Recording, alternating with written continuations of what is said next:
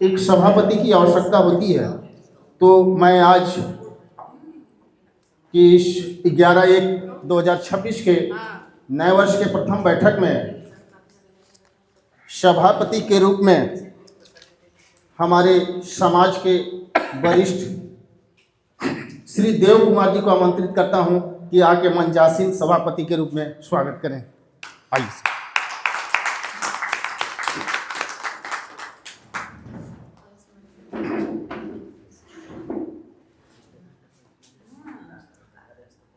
तत्पश्चात हमारे प्रदेशाध्यक्ष महोदय, जो कि हमारे समाज के उत्थान के लिए 24 घंटा तत्पर हैं, श्री अशोक गुप्ता जी को आमंत्रित करता हूं कि मंच पर आएं और अपना स्थान ग्रहण करें।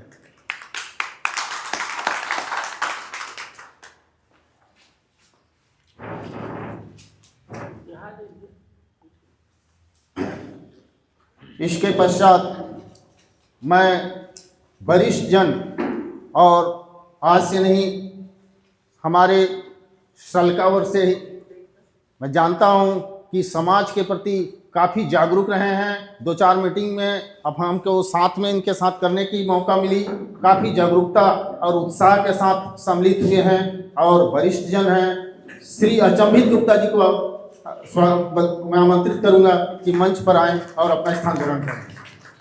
श्री अचंभित गुप्ता जी।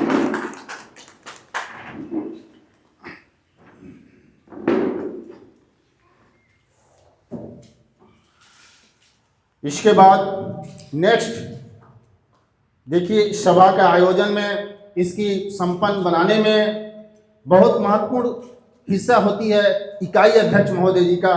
तो मैं इकाई अध्यक्ष डॉक्टर राजेश गुप्ता को आमंत्रित करता हूं कि मंच पर आएं, अपना स्थान ग्रहण करें।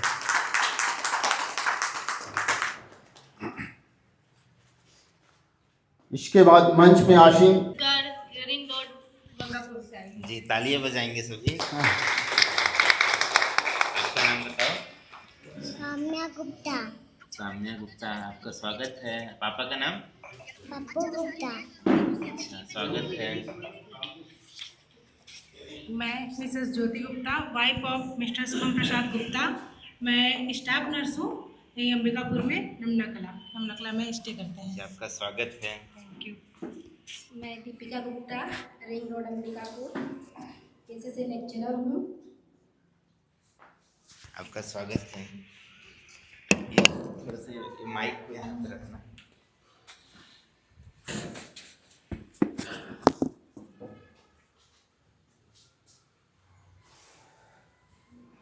मैं कमलेश गुप्ता, प्रदेशाध्यक्ष के वाइफ हूँ, डॉक्टर श्री लक्ष्मी सैनी, माया प्रताप। आपका स्वागत है। मैं डॉक्टर अर्चना गुप्ता, अंबिकापुर।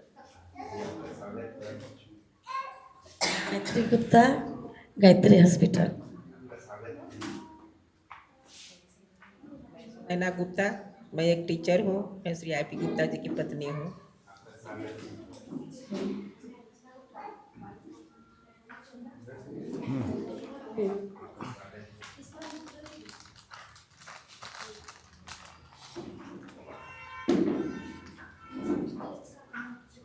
गुप्ता, एमजी रोड अंबिकापुर से। राम निवास गुप्ता, एमजी रोड अंबिकापुर से। धर्मेंद्र गुप्ता, प्रतापपुर चौक, अंबिकापुर। राजीव कुमार गुप्ता, परदेव मंदिर पास, नमनकला, अंबिकापुर। आपका स्वागत है राजीव जी। सबको नमस्कार। डॉक्टर विवेक कुमार गुप्ता, कृष्णानगर, अंबिकापुर। आपका स्वागत है डॉक्टर साहब। जी, वशिष्ठ लाल गुप्ता, मैं रिंग रोड गंगापुर अंबिकापुर से हूँ। पेशे से न्यायालय में अकाउंटेंट हूँ और समाज का दायित्व तो सचिव का पद मिला है, उसको मैं निर्वहन करूँगा। धन्यवाद। आपका स्वागत है। मैं आईपी गुप्ता हूँ, समाज का संरक्षक। आप सभी मेरे धन्यवाद। आप सब लोगों को आज मैं अपने घर में बैठक में बुलाया हूँ। आप सब आए, बहुत बहुत धन्यवाद। जोरदार तालियां बजा दीजिए। साइड में एकरूपता लाने पर चर्चा, एकरूपता कैसे ला सकते हैं? मैं अरुण कुमार गुप्ता, कन्या परिषद रोड, नमना कला, अंबिकापुर। एकरूपता वाला नहीं है, लेकिन जोर दिया ना। समाज में मुझे कोषाध्यक्ष का दायित्व सौंपा गया है और आज नए वर्ष में आप सभी को सादर अभिनंदन। आपका स्वागत है। मैं BK ललन प्रसाद गुप्ता, बिलासपुर चौक में। आपका स्वागत है। ओम शांति।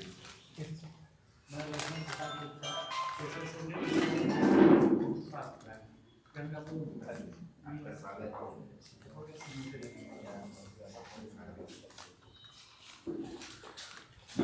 इस प्रकार काफ़ी कम है। हमने भी बहुत प्रयास किया था, जहाँ तक कि फ़ोन किए थे हमारे कोषाध्यक्ष महोदय जी के द्वारा फ़ोन हुई थी, स्वयं IP गुप्ता जी के द्वारा भी फ़ोन किया गया था। प्रयास बहुत थी, लेकिन आज उपस्थिति पिछले के अपेक्षा काफ़ी कम है। हमको थोड़ा सा चिंतनीय है। समाज को अपना मेन मुद्दा एजेंडा का था समाज को नए नए सदस्यों को जोड़ना। ये हमारा थोड़ा प्रयास हमको और करनी होगी। और हमारे ये YouTube चैनल बना रहे हैं, उन तक जाए और हमें उनको YouTube चैनल को देखें। और इससे थोड़ा सा उनको मैं निवेदन करूंगा कि आगामी बैठक में अधिक से अधिक जनसंख्या में वो उपस्थित हों। तो अपन इसके बाद में डायरेक्ट एजेंडा पे चलते हैं। आज का जो मुख्य एजेंडा है समाज के नए सदस्यों के जोड़ने की रूपरेखा। इसमें हमको समाज के नए सदस्यों को जोड़ने की रूपरेखा हमको तैयार करनी है कि किस प्रकार से नए नए सदस्य हमारे बैठक में आएँ और समाज के रूप में एक रूपता रहें, आपस में समरसता हो, एक दूसरे की मदद करें, एक दूसरे से परिचित हों, क्योंकि समाज में ही हमको रहना है और समाज से ही सब कुछ संभव है। समाज का एक अलग ही महत्व है और एक संघ का अपना अलग ही महत्व है।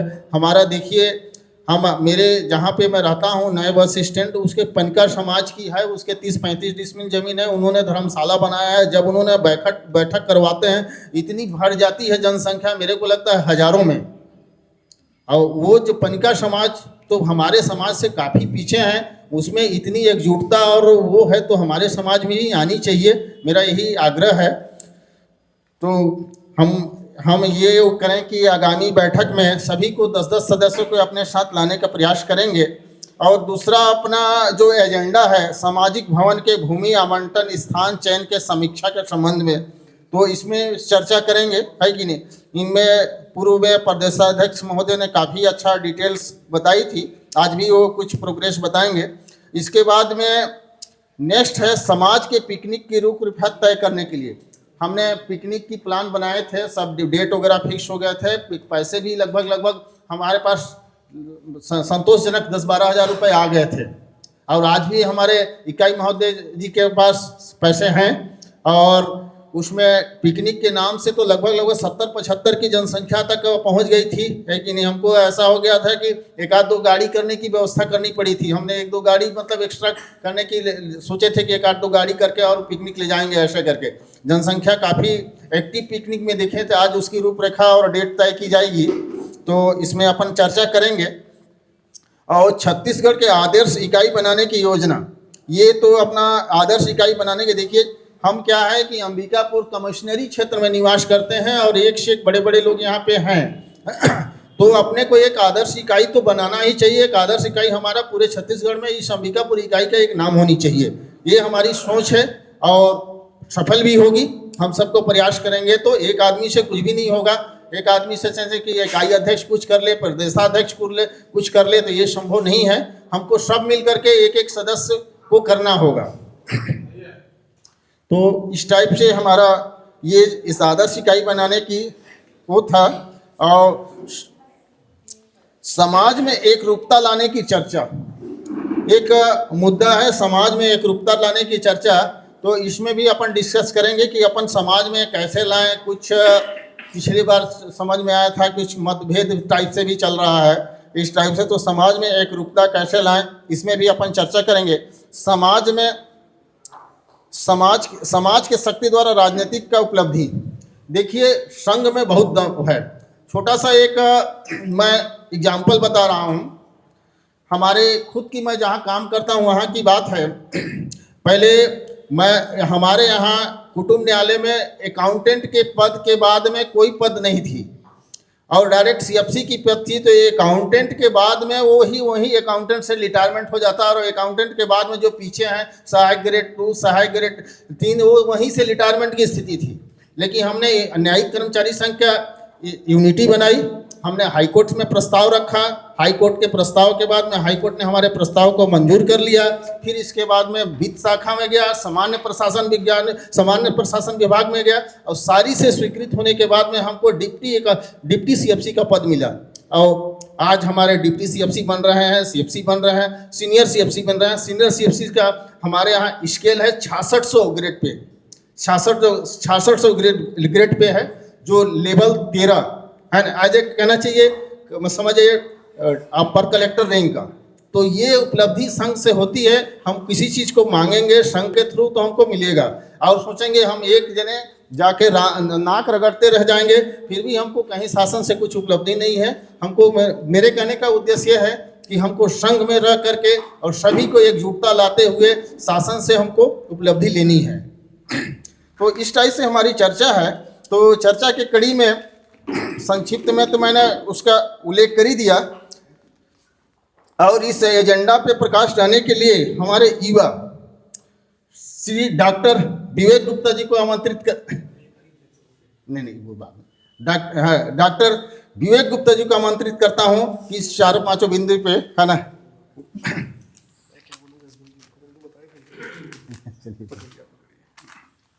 धन्यवाद जी। कोई बात नहीं, वहाँ से सब कोई कवर हो जाएंगे। सभी को मेरा प्रणाम। अंबिकापुर जो है मेरे को 3 साल बस हो रहा है। 3 साल पहले मैं यहाँ आया हूँ। पहले तो थोड़ा मैं था। कुछ चीज़ें हैं जो मुझे लगती है कि होनी चाहिए। बोलिए, उसको पकड़ लो क्या?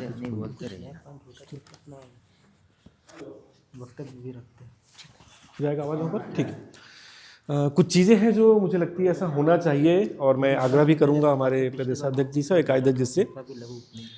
दूसरों समाजों को मैंने देखा, मैं किसी समाज की बुराई नहीं कर रहा। वहाँ अगर कुछ कार्यक्रम होता है, चाहे वो सामाजिक हो चाहे वो कोई भी कार्यक्रम हो, जैसे मैं एक मंदिर में ही अभी हाल ही में गया था, वहाँ एक कार्यक्रम हो रहा था। मैं अक्सर जाता हूँ वहाँ, खाटू श्याम बाबा का मंदिर है जो, वहाँ जो उनके रिलेटेड समाज के लोग थे वो बहुत ज़्यादा लोग थे और बढ़ चढ़ कर काम भी कर रहे थे। ये चीज़ यहाँ मुझे तो नहीं दिख पाया, और कोरोना भी नहीं दिखा था मुझे, लेकिन लगता है कि यहाँ हम कर सकते हैं।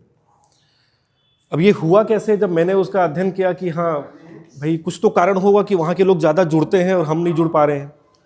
उसका सबसे बड़ा कारण था कि मेरे को 3 साल यहाँ आए हुए हो गया, मुझे पता ही नहीं यहाँ कितने गुप्ता लोग हैं। आप लोग से मिलता हूँ, इतने लोग से परिचित हूँ, लेकिन सुनने में आता है कि 1000 फैमिली से ऊपर है। तो ये पता कैसे चलेगा कि यहाँ 1000 फैमिली है? तो क्यों ना हम इसका एक डेटाबेस बनाएं, क्यों ना इसका एक हम ऐसा डेटा क्रिएट करें जिसके थ्रू सब उसमें जुड़ सके। अब तो ऐसा ज़माना तो रहा नहीं कि हम घर घर जाके सबका जानकारी लेंगे, अब तो ऑनलाइन हम सबका जानकारी ले सकते हैं। तो मुझे लगता है कि सबसे पहला चरण तो हमें ये करना चाहिए कि हम सबसे जुड़ें उनकी जानकारी लेकर। इससे फ़ायदा किस तरीके से होगा? फ़ायदा इस तरीके से होगा, आप मुझे राजनीतिक देखिए, प्रशासनिक जैसे देखिए, देख सकते हैं।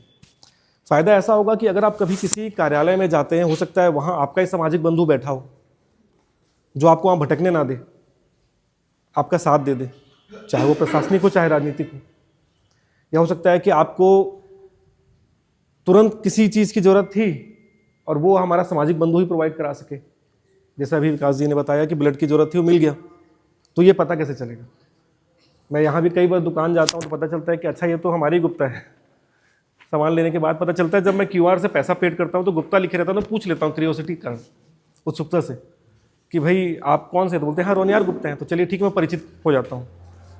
लेकिन यही चीज़ अगर पहले से पता रहे तो मुझे लगता है कि ये फ़ायदेमंद होगा, इससे सब जुड़ेंगे। तो जोड़ें कैसे? अब जोड़ने का कई तरीका है। हम डेटा उनका कैसे क्रिएट करें। तो पहले ये होता था कि आपके गली में कौन रहता है उसकी जानकारी आप लाओ, अब तो ये होता है कि ग्रुप में आप अपना डिटेल भेज दो, हम जानकारी ऐसे ले लेंगे। जैसे हमारे कॉलेज में हम क्या करते हैं, एक फॉर्म बना देते हैं, सबके ग्रुप में डाल देते हैं, बोलते हैं भाई अगल बगल सर्कुलेट कर लेना, जितने लोगों का जानकारी आएगा आ जाएगा।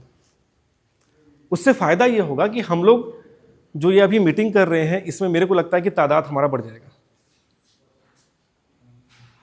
दूसरा चीज़ ये है कि अगर मुझे ये पता चल जाएगा कि यहाँ मेरे पास कितने लोग हैं, तब मैं ये कर पाऊंगा कि अगर आगे मुझे कुछ कार्यक्रम करना है, चाहे मेरा व्यक्तिगत कार्यक्रम क्यों ना हो, तो मैं उतने लोगों को वहाँ बुला पाऊंगा। और जब उतने लोग मेरे पास आएंगे तब मैं अपनी विचारधारा रख पाऊंगा वहाँ पर कि मैं क्या चाहता हूँ कि समाज कैसा बने। तो सबसे पहला तो चीज़ मैं सोच रहा हूँ कि हमको पहले जानकारी इकट्ठी करनी पड़ेगी अपनी, उसके बाद मुझे लगता है कि हमें हमारे बीच अभी अभी श्री गोपाल प्रसाद गुप्ता जी आए हैं, इनके से जोरदार से तालियों से स्वागत करेंगे। समाज की ओर से हम इनका स्वागत करते हैं। धन्यवाद। माइक पकड़ लेता हूँ, इससे आवाज़ शायद नहीं जा रहा होगा, ठीक है। उसके बाद मुझे ये लगता है कि अगर जानकारी हमारे पास आ जाएगी तब हम ये बोल पाएंगे कि हमारा समाज एक एकत्रित रूप से है और हम उसके एक नियमावली बना पाएंगे। नियमावली किस लिए कि अगर कोई भी कार्यक्रम होगा तो वो किस तरीके से होना चाहिए। ऐसा नहीं कि हम कहीं भी गए कुछ भी हो गया। अगर हम कुछ नियमावली बना रहे हैं तो सबको फॉलो भी करना रहेगा उसमें। इससे ये लगेगा कि हम संगठित हैं। नहीं तो फिर जैसा हर बार चलते आ रहा है, ऐसा मेरा है ना, मेरा व्यक्तिगत बोल रहा हूँ मैं, किसी को बुरा लगने वाला चीज़ नहीं है, छोटा हूँ मैं सबसे, तो अगर ऐसा बुरा लगे तो क्षमा याचना, ठीक है। लेकिन मुझे लगता है कि अगर नियमावली बन जाएगी तो जाहिर सी बात है 1000 फैमिली है, 500 लोग तो फॉलो करेंगे, और अगर 500 लोग एक साथ फॉलो करेंगे तो कोई नहीं रोक पाएगा। और जिस दिन उतने लोग सामने खड़े हो जाएंगे तो जो हमारी समस्या थी, जो पिछले 3 मीटिंग में मैंने देखा कि सेम चीज़ उसमें लिखा हुआ था कि हम भवन मांग रहे हैं तो हम ये कर रहे हैं, वो तुरंत होगा। अगर एक आदमी कलेक्टर ऑफिस जाएगा तो कोई नहीं सुनेगा, लेकिन अगर 500 आदमी कलेक्टर ऑफिस जाएंगे ना तो वो खुद ब खुद बाहर आके बोलेंगे क्या चाहिए आपको बताइए। तो इसके लिए सबसे पहले तो मैं ये चाहूँगा कि आप लोग सबको इकट्ठा अगर करना है तो, जैसे पुराने हमारे पास सब जुड़े हैं, तो सबसे पहले है कि जानकारी इकट्ठा करें। इससे सबका फायदा है, किसी एक का फायदा नहीं है, सबका फायदा है। हो सकता है हमारे बीच में ऐसे डॉक्टर भी हों जिसकी जानकारी हमको ना हो और हम उनसे मिलना चाहते हैं, तो हम कैसे मिलेंगे उनसे? तो अगर उनकी जानकारी होगी तो हम मिल सकते हैं उनसे। उसके बाद आप देखिए कि हम राजनीतिक कैसे फ़ायदा उठा सकते हैं, प्रशासनिक कैसे फ़ायदा उठा सकते हैं। तो मेरा सबसे यही आग्रह है कि सबसे पहले हम यही काम करें, बाकी काम तो बात की बात है। और ज़्यादा बोर नहीं करूँगा, ज़्यादा नहीं बोलूँगा, ठीक है। नहीं, सबको बोलना है भाई, सब बड़े यहाँ बैठे हैं, मैं तो छोटा हूँ, मैं तो दूसरे तीसरे मीटिंग में ही आ रहा हूँ। लेकिन इस 3 मीटिंग का मेरा अनुभव है कि इस 3 मीटिंग में मुझे जो समझ में आया वो मैंने आपको बता दिया। पिकनिक का टॉपिक छोड़ के बोल रहा हूँ। पिकनिक तो सबके लिए है, अब वो तो हमको चलना ही चाहिए। नहीं चल रहे हैं ठीक है, सबका व्यक्तिगत है, किसी का कुछ ना कुछ कारण होता है, लेकिन अगर जाएंगे तो सबसे मिलेंगे, तो जब तक मिलेंगे नहीं हम कैसे जानेंगे सबको। मैं भी अंकल के यहाँ दूसरी बार ही आ रहा हूँ, जबकि 3 साल से रहता हूँ यहाँ पर। मैं अंकल बुलाते ज़रूर है।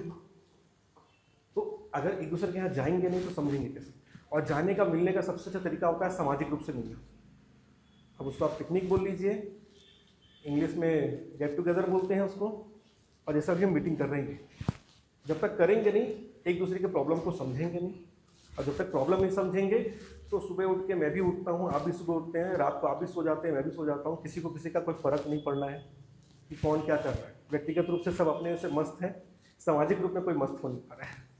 तो अगर सामाजिक रूप में मस्त होना है तो मिल के चलना पड़ेगा। पुराना क्या था वो तो पुराना था, उसको तो आप बदल सकते नहीं, अब बदलना चाहिए भी नहीं, मेरा ऐसा मानना है। लेकिन नया क्या हो सकता है ये हमारे हाथ में है। तो अगर हम इसको चाहें तो ये अच्छा हो सकता है, नहीं तो जैसा चल रहा है सब कुछ चलते रहेगा। दिन तो गुजरेगा, ये दिन किसी का रुकेगा नहीं, वो चलते रहेगा।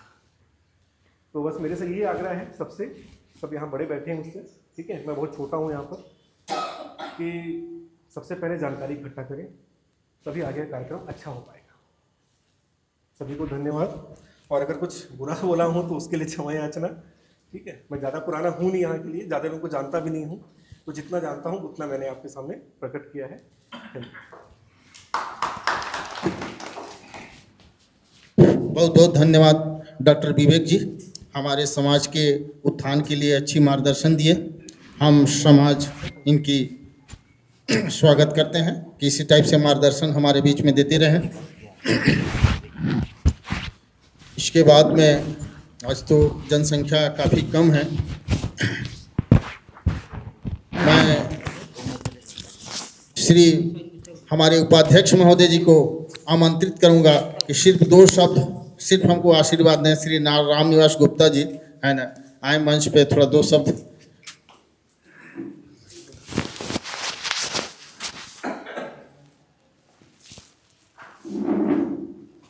उपस्थित सभी रोनियार बंधुओं, मैं ज़्यादा समय आप लोगों का नहीं लूँगा। मैं सिर्फ इतना कहना चाहूँगा कि आज जो 5 एजेंडा हमारे पास हैं, ये पिछले महीने भी 5 एजेंडा आए थे और पिछले महीने इन 5 एजेंडों में कोई भी निर्णय नहीं हुआ। तो अगर हम इस तरीक़ा से किसी भी एजेंडे का निर्णय समाज में मीटिंग में नहीं लेंगे, पेंडिंग डालते जाएंगे, तो इसका कुछ भविष्य नहीं होगा।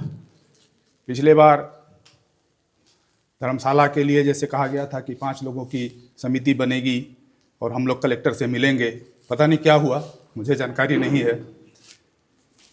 इसी टाइप का है किसी भी एजेंडा को मैं कहना चाहूँगा कि जो भी बातें हो वो मीटिंग में हो, तत्काल निर्णय लिया जाए ताकि आगे इस पर प्रतिक्रिया जाहिर हो। धन्यवाद।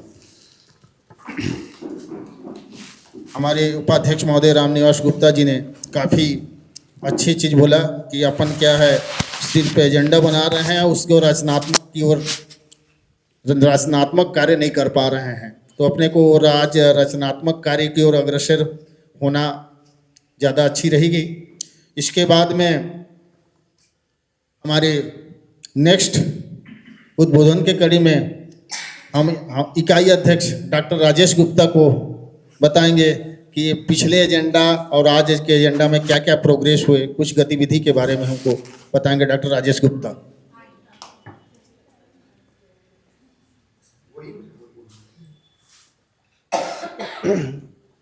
सभी रोनियार बंधुओं का मैं हार्दिक आईपी सर के यहाँ सभी का हार्दिक स्वागत करता हूँ। सभी मातृशक्तियों को सादर प्रणाम करता हूँ। रोनियार सभी बंधुओं को सादर प्रणाम करता हूँ। पिछले मीटिंग में हम लोगों ने बहुत कोशिश किया था कि हम लोग पिकनिक का प्रोग्राम बनाएं, लेकिन यथासंभव हम लोगों ने कोशिश भी किया, लेकिन वो हो नहीं पाया। तो मैं चाहता हूँ कि इस बार हम लोग फिर से नए तरीके से उसको बनाएं और कहीं दूर न जाकर अंबिकापुर में ही उस प्रोग्राम को सेटल करें। तो आप लोग का जैसा राय हो उस हिसाब से हम लोग करें। इसके संदर्भ में मैं चाहूँगा कि सभी लोग अपना राय दें। और दूसरा ये था कि समाज में नए सदस्यों को जोड़ना। तो हाँ, सही बात है, पिछली मीटिंग में हमारी संख्या ज़्यादा थी और इस मीटिंग में कम है, तो निश्चित रूप से कहीं ना कहीं कोई ना कोई कमी है हम लोग में कि ये संख्या बढ़ नहीं रही है। और इसके लिए अभी जैसे महिला विंग में खैर आज मातृशक्तियों की संख्या तो सही है और बढ़ना चाहिए। जो पदाधिकारी हैं वो तो आए हैं, साथ में बाकी लोग भी आए।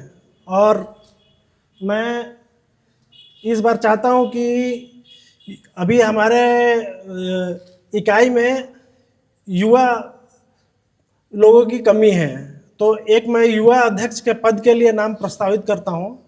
श्री विकास गुप्ता जी को मैं चाहता हूँ कि वो युवा अध्यक्ष के लिए आए। धन्यवाद।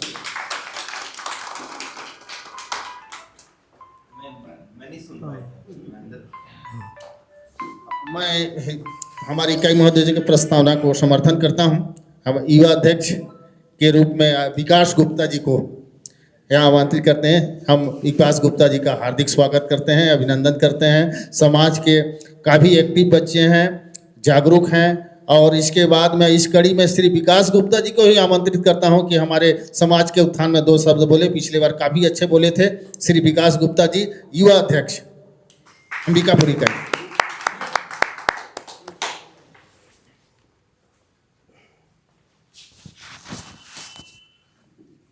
लगा दीजिएगा माइक, इसको पकड़िए। मैग्नेट है। मैग्नेट है।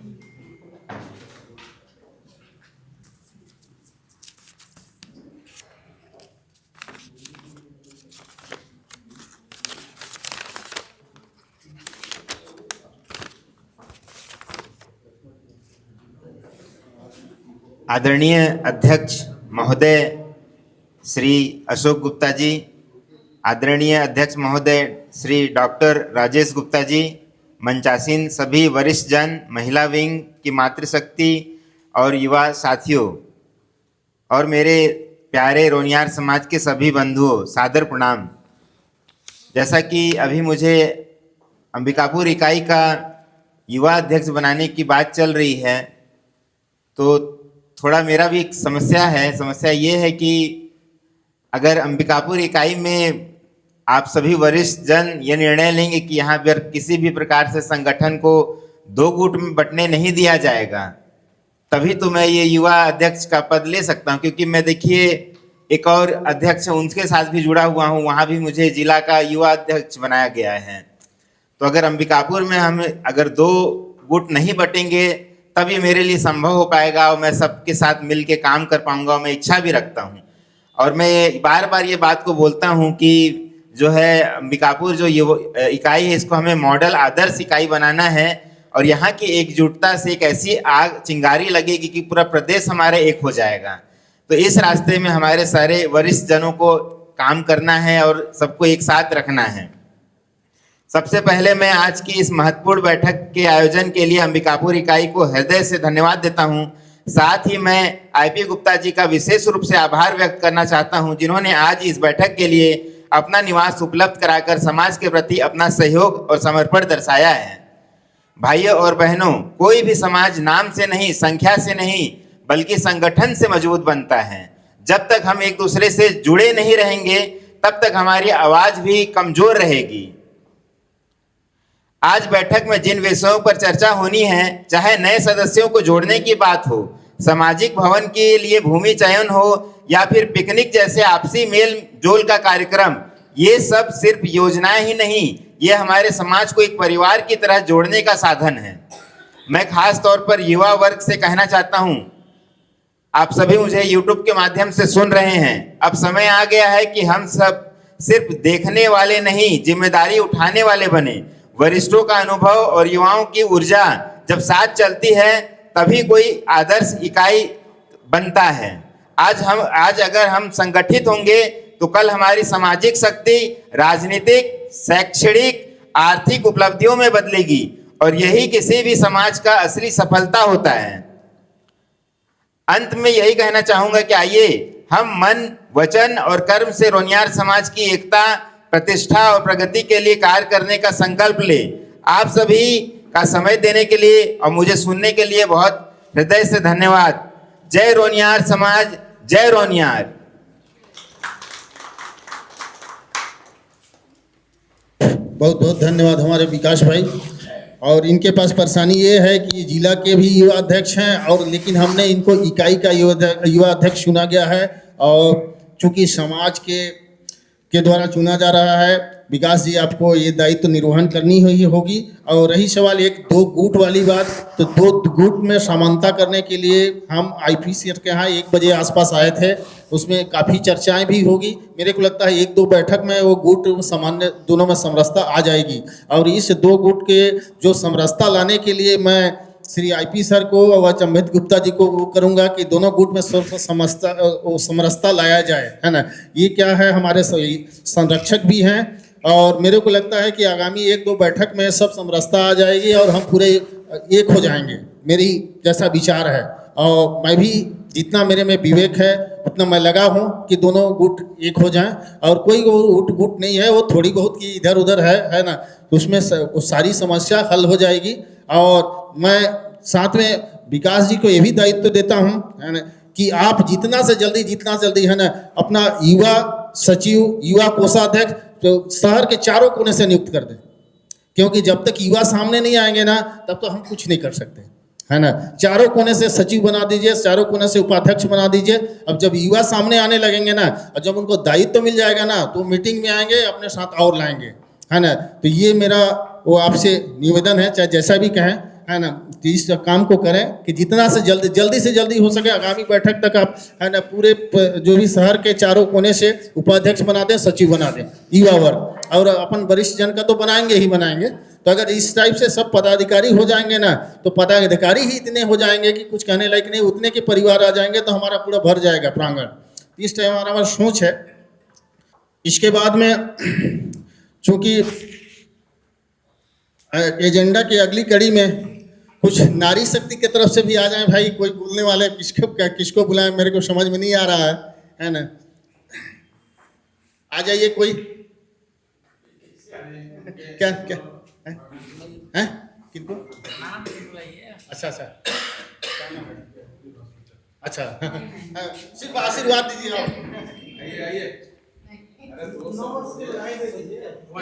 हाँ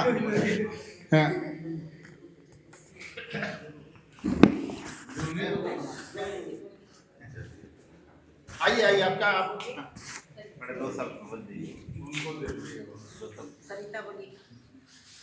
नहीं हो तो गाना भी गा सकते हैं, गाना गाना भी गा सकते हैं।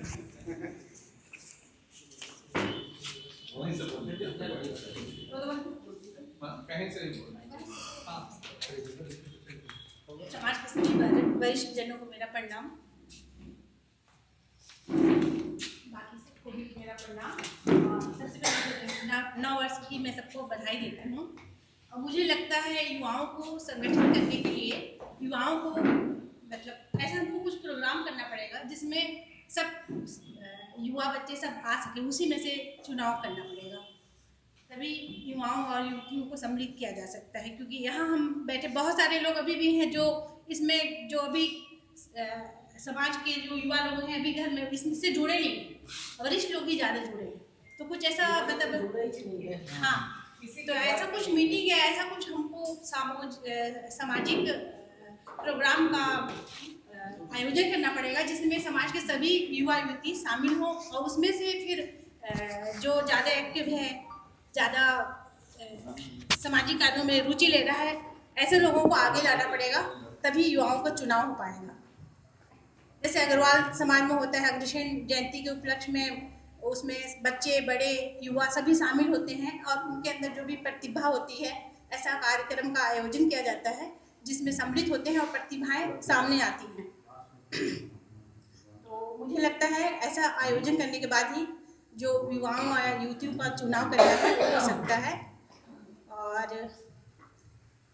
मेरे को लगता है इस टाइप की मीटिंग में भी ज़्यादा अनुभव नहीं मुझे।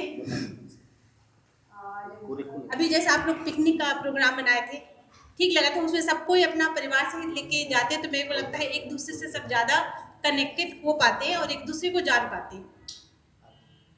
और ऐसा सोच रहे हैं आप लोग, तो अच्छा सोच रहे हैं, उसमें सब अपना परिवार सहित बच्चे बड़े सब शामिल होंगे, तभी एक दूसरे के से अच्छे से परिचय हो पाएंगे। और हमारा समाज में संख्या, यहाँ विकास जी ने बहुत अच्छा बात कहा, किसी भी समाज में संख्या ज़्यादा होने से वो समाज बहुत शक्तिशाली नहीं कहलाएगा। संगठित होगा समाज तभी शक्तिशाली होगा, और संगठन के लिए हमें से ही किसी को आगे आना पड़ेगा। और मैं देखती हूँ समाज के पीठ पीछे बैठ के लोग बहुत बोलते रहते हैं, ऐसा होना चाहिए, वैसा होना चाहिए, ये करना चाहिए, ये नहीं करना चाहिए, लेकिन करने वाले भी हम ही हैं और बोलने वाले भी हम ही हैं। तो हम ही को आगे बढ़ के इसका दायित्व को निभाना पड़ेगा, तभी हमारा समाज संगठित हो पाएगा। और जो समाज में बहुत सारी बुराइयां अभी भी है उसको दूर किया जा सकता है। इतना करके मैं अपनी वाणी को विराम करना चाहती हूँ। जय गुरुराज।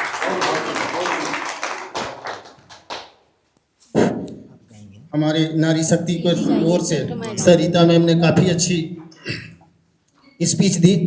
हम समाज की ओर से सरिता गुप्ता मैम को हार्दिक स्वागत करते हैं। एक बार और ताली करतल ध्वनि से स्वागत करेंगे। खेद है कि मानस गुप्ता जी नहीं आए थे। चलिए अगले मीटिंग में लाइएगा उनको भी। इसके बाद में मैं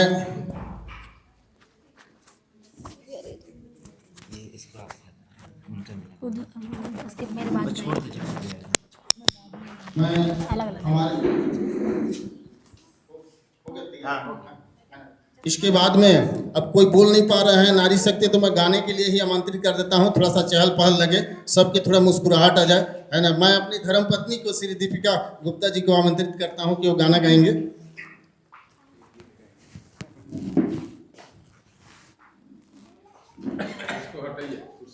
अब स्टार्ट बोलिएगा, मैं स्टार्ट कर दूंगा। उसको दे मोबाइल देना पड़ेगा, अच्छा, मोबाइल देना पड़ेगा, उसी से देख के गाऊंगी। मोबाइल माइक लगाया। चश्मा भी गाड़ी में दिखे ना, उसमें दिख जाएगा सर।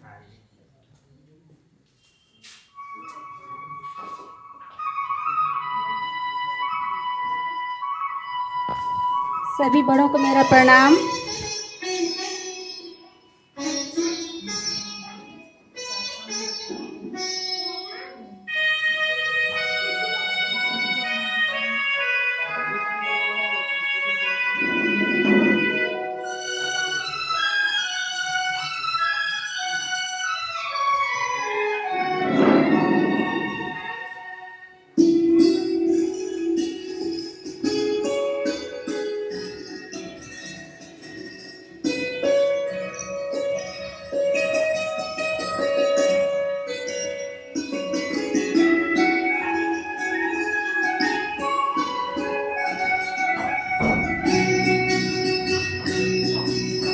कभी प्यास को पानी पिलाया नहीं, बाद अमृत पिलाने से क्या फायदा। कभी गिरते हुए को उठाया नहीं, बाद आंसू बहाने से क्या फायदा। कभी प्यास को पानी पिलाया नहीं, बाद अमृत पिलाने से क्या फायदा।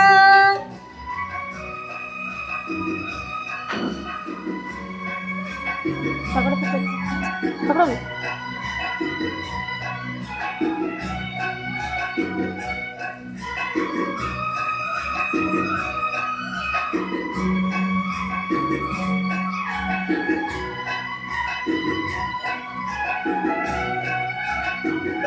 मैं तो मंदिर गया पूजा आरती की, पूजा करते हुए ये ख्याल आ गया।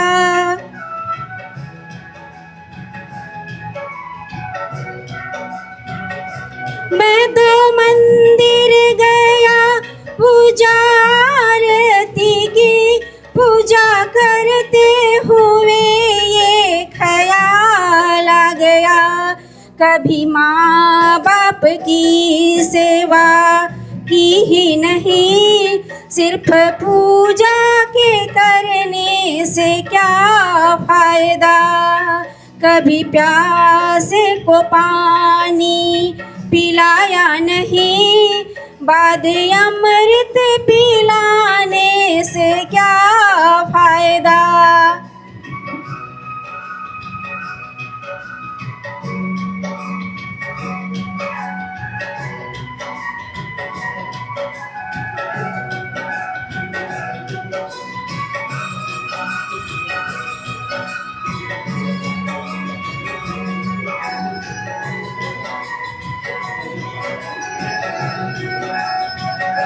मैं तो सत्संग गया गुरुवाणी सुनी, गुरुवाणी को सुनकर ख्याल आ गया।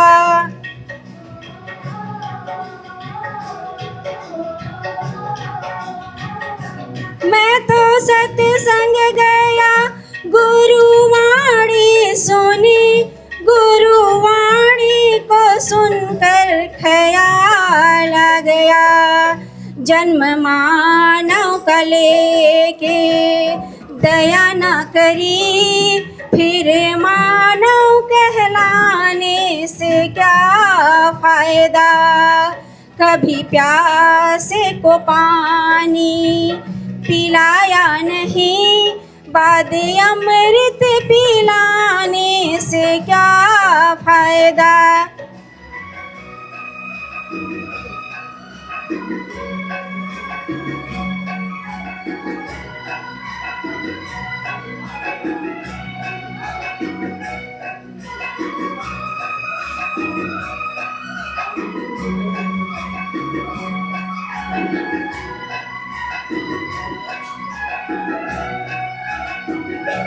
मैंने दान किया, मैंने जप तप किया, दान करते हुए ये ख्याल आ गया।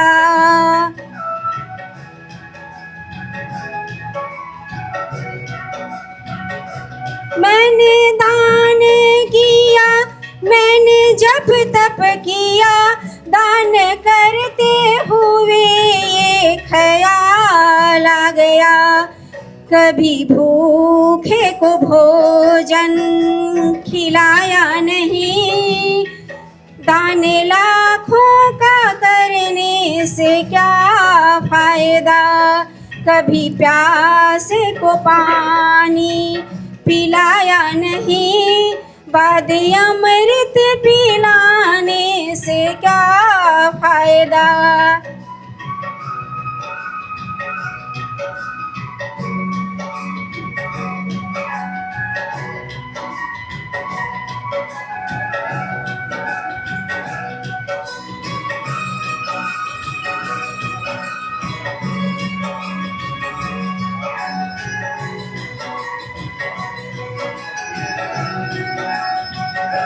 गंगा नहाने हरिद्वार काशी गया, गंगा नहाते ही मन में ख्याल आ गया।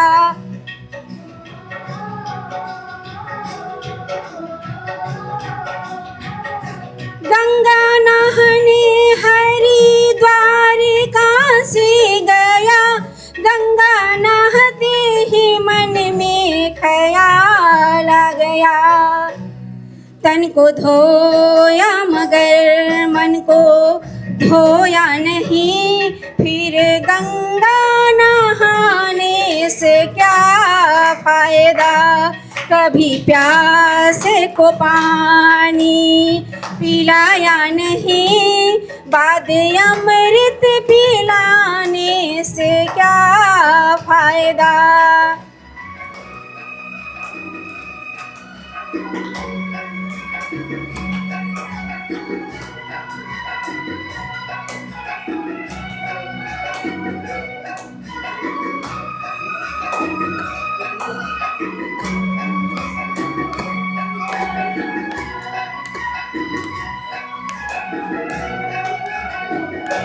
मैंने वेद पढ़े, मैंने शास्त्र पढ़े, शास्त्र पढ़ते हुए ये ख्याल आ गया।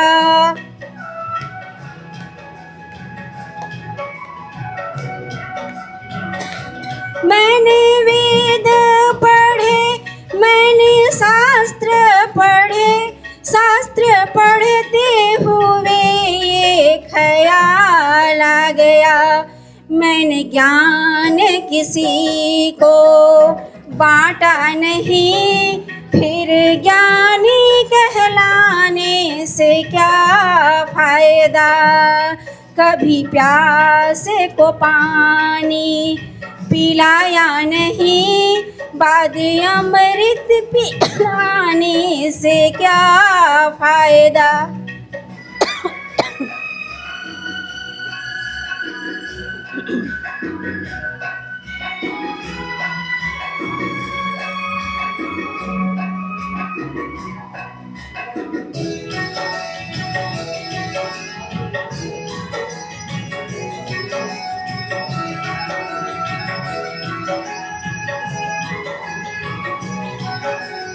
माँ पिता के ही चरणों में चारों धाम है, आजा आजा यही मुक्ति का धाम है।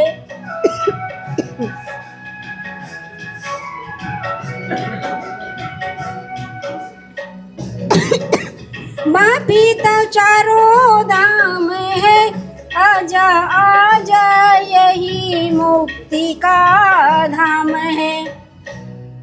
पिता माता की सेवा की ही नहीं, फिर तीर्थों में जाने से क्या फायदा।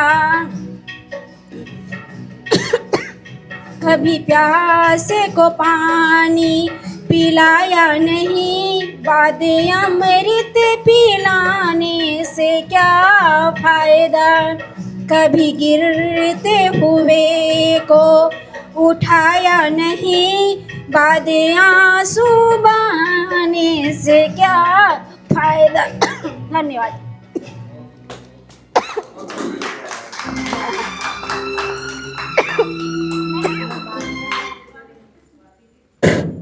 बहुत अच्छा। इसके बाद में अपन उद्बोधन की कड़ी के और टर्न होते हैं। फिर इसके बाद में महिला शक्ति और तैयार रहेंगे, एक बार और गाने और स्पीच आप उनको लोग को देना होगा।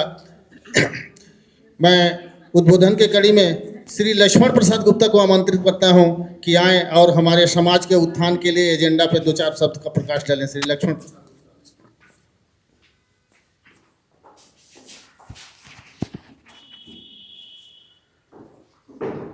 आज हम लोग का रोनिहार समाज का बैठक है। इसमें क्या है, और लोग को जोड़ने के लिए डोर टू डोर प्रयास करने से संख्या और बढ़ सकता है ना। हेलो, अच्छा जोड़ सकते। और क्या है, सभी को बुलाकर बच्चे लोग को लिए भाषण प्रतियोगिता, निबंध वगैरह, गाना का आयोजन किया जाएगा। उससे क्या है कि सांस्कृतिक कार्यक्रम टाइप का माहौल रहेगा, तो उससे लोग और जुड़ेंगे। और हर मोहल्ला में मतलब डोर टू डोर सभी लोग को मिल के प्रयास करने से ही हम लोग को रोनिहार समाज में की संख्या आगे बढ़ सकता है। इसके लिए मतलब 4-5 टीम बनाकर गठित करने से संख्या बढ़ सकता है। धन्यवाद। नए वर्ष की सभी को हार्दिक शुभकामनाएं।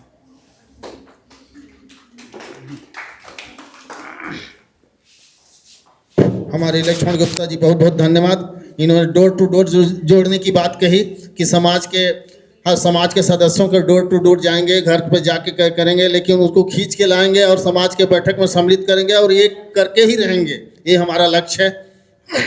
इसके बाद में इस उद्बोधन के कड़ी में हमारे कोषा अध्यक्ष महोदय जी को आमंत्रित कर रहा हूँ कि हमारे आय व्यय का कुछ बजट दें। अभी तक कितना पैसा हमारे फंड में आया है। श्री कोषाध्यक्ष अरुण गुप्ता जी।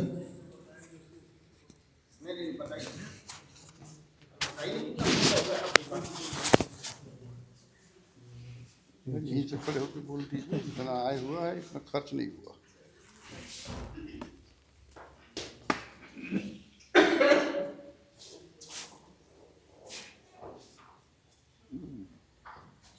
बात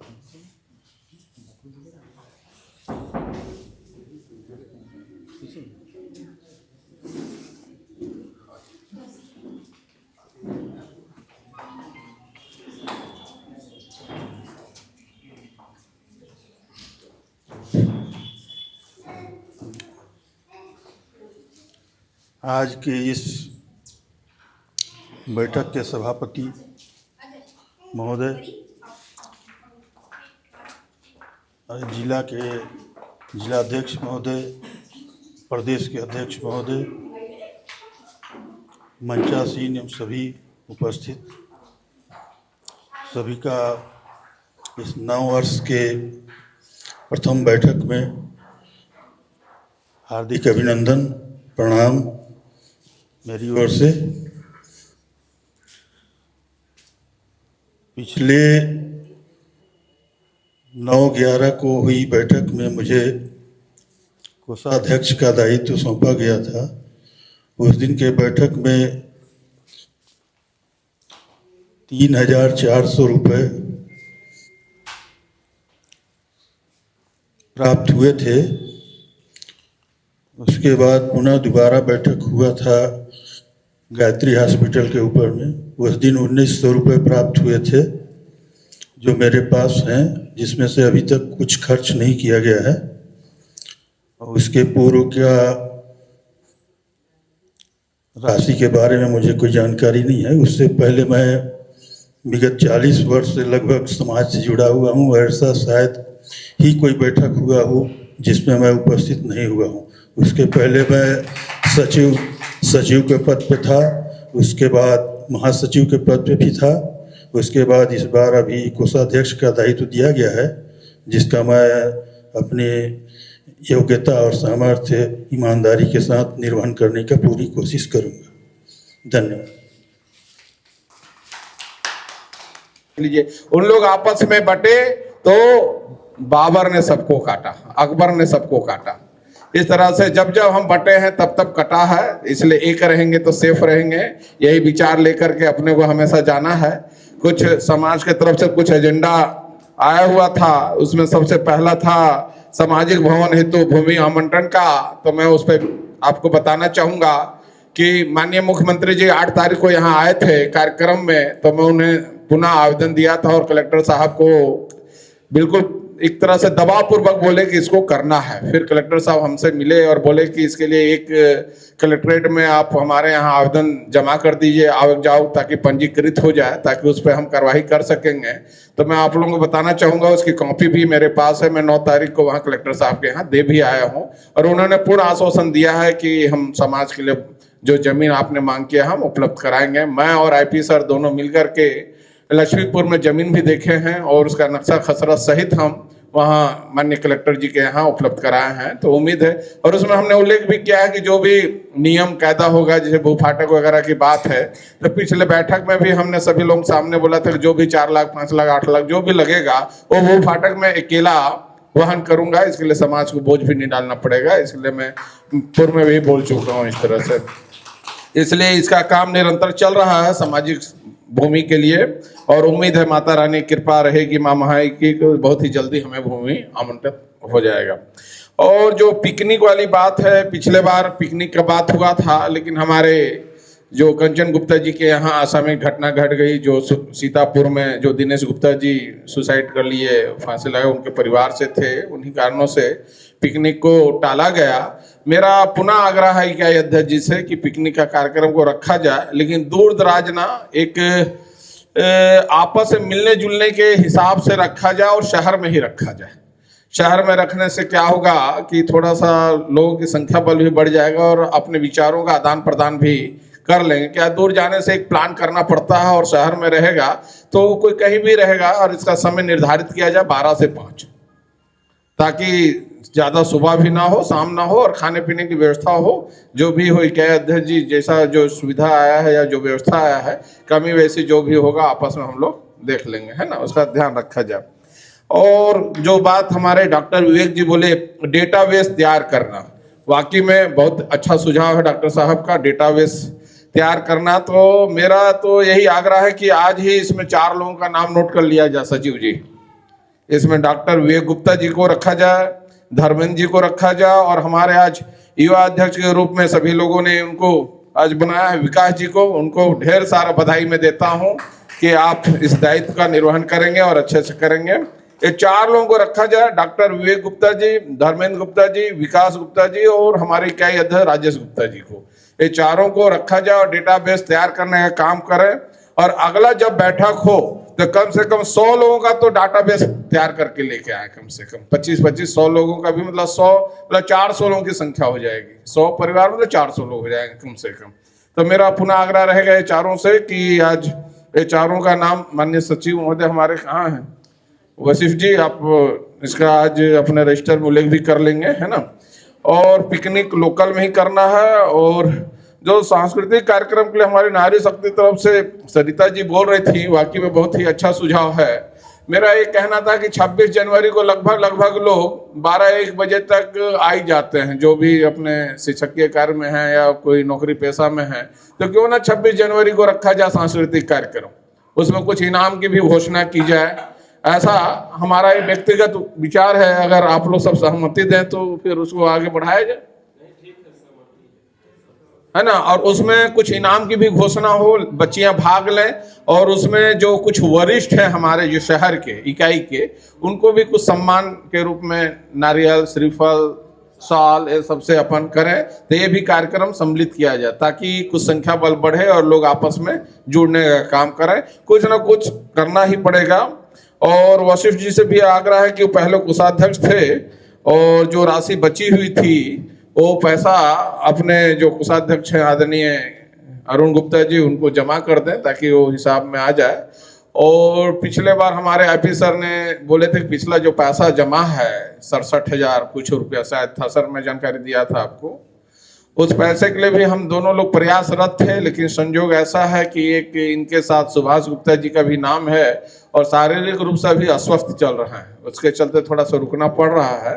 तो भी राशि आ जाएगी तो अपना इकाई में समाहित हो जाएगा या प्रदेश टीम में कहीं भी, मतलब राशि आ जाएगी तो समाहित हो जाए। आज का यह कार्यक्रम लगातार, मैं भी अभी हिंदू सम्मेलन में था, यहाँ चल रहा था अपने मंगल पांडे बस्ती में, हमारे राजू जी भी गए हुए थे उसमें, और काफ़ी देर हो गया तो मेरे आने में आज थोड़ा 10-15 मिनट विलम्ब हुआ, उसके लिए मैं सभी से माफ़ी भी चाहूँगा। समय पे आना चाहिए और संस्कार तो होने चाहिए। दूसरी बात, आज हमारे जिस तरह से समाज में बोल रहे हैं दो गुट की कोई बात नहीं है। संख्या बल जो आना है वो पहले भी आते रहे, जैसे आदरणीय अरुण गुप्ता जी बोल रहे थे कि भाई हम 40 साल से आ रहे हैं और हमेशा बैठकों में भी गए, हम भी कई सालों से जा रहे हैं, लगातार बैठकें इसी तरह चलती रहती हैं। सांस्कृतिक कार्यक्रम वगैरह में जरूर कुछ भीड़ बढ़ता है, कुछ लोगों का कार्यक्रम रहता है तो बढ़ता है। सोच अच्छी होनी चाहिए, लोग जुड़ेंगे, कुछ अच्छा काम करेंगे हम लोग मिलजुल करके तो लोग अपने आप जुड़ेंगे। और जिस तरह से अभी डाटाबेस का बात आया है, ये वाकई में मील का पत्थर साबित होगा लोगों को जोड़ने के लिए, बहुत ही अच्छा रहेगा। चूंकि पूर्व वक्ताओं ने सभी बातों को रख दिया है, इसलिए मैं अपनी बातों को इन्हीं बातों के साथ विराम देता हूं। जय जय रोनियार।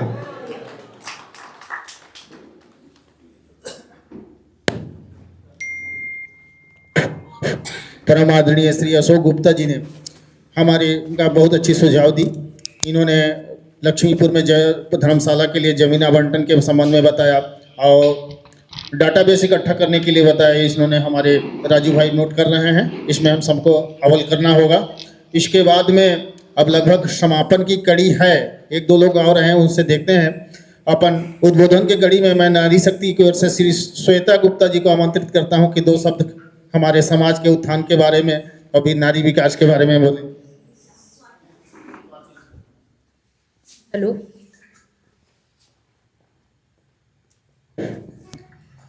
हेलो, सबसे पहले तो मेरा नाम स्वाति गुप्ता है।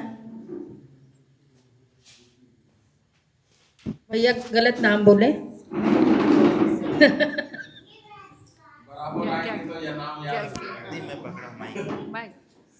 हाँ, यहाँ सभी को नववर्ष की ढेरों शुभकामनाएं और बहुत अच्छी बात है।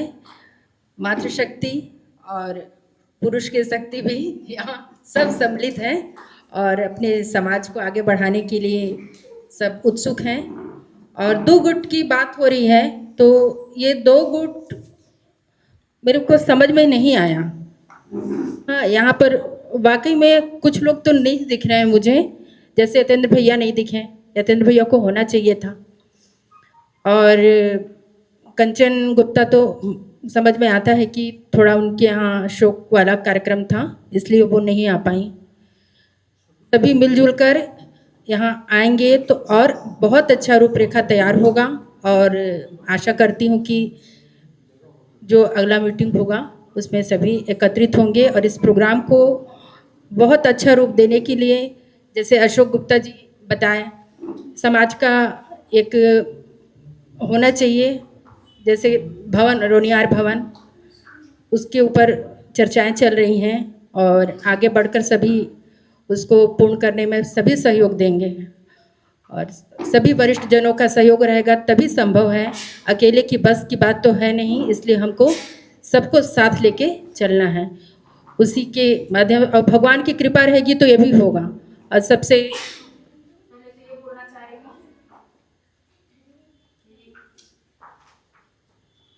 भोले बाबा का कृपा रहेगा तो जरूर पूरा होगा, इसलिए मैं एक छोटा सा भजन सुना रही हूँ। पकड़ लो हाथ भोलेनाथ, नहीं तो डूब जाएंगे। हमारे रोनियार परिवार को बढ़ाने के लिए भोले बाबा हमेशा हाथ ऊपर करके आशीर्वाद देंगे, जरूर हमारा कार्यक्रम पूरा होगा। पकड़ लो हाथ भोलेनाथ, नहीं तो डूब जाएंगे। हमारा कुछ न बिगड़ेगा, तुम्हारी लाज जाएगी। पकड़ लो हाथ भोलेनाथ, नहीं तो डूब जाएंगे। धरी है पाप की गठरी,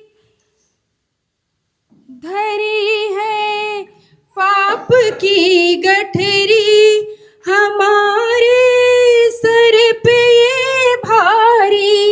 धरी है पाप की गठरी, हमारे सर पे ये भारी। वजन पापों का है भारी, इसे कैसे उठाएंगे।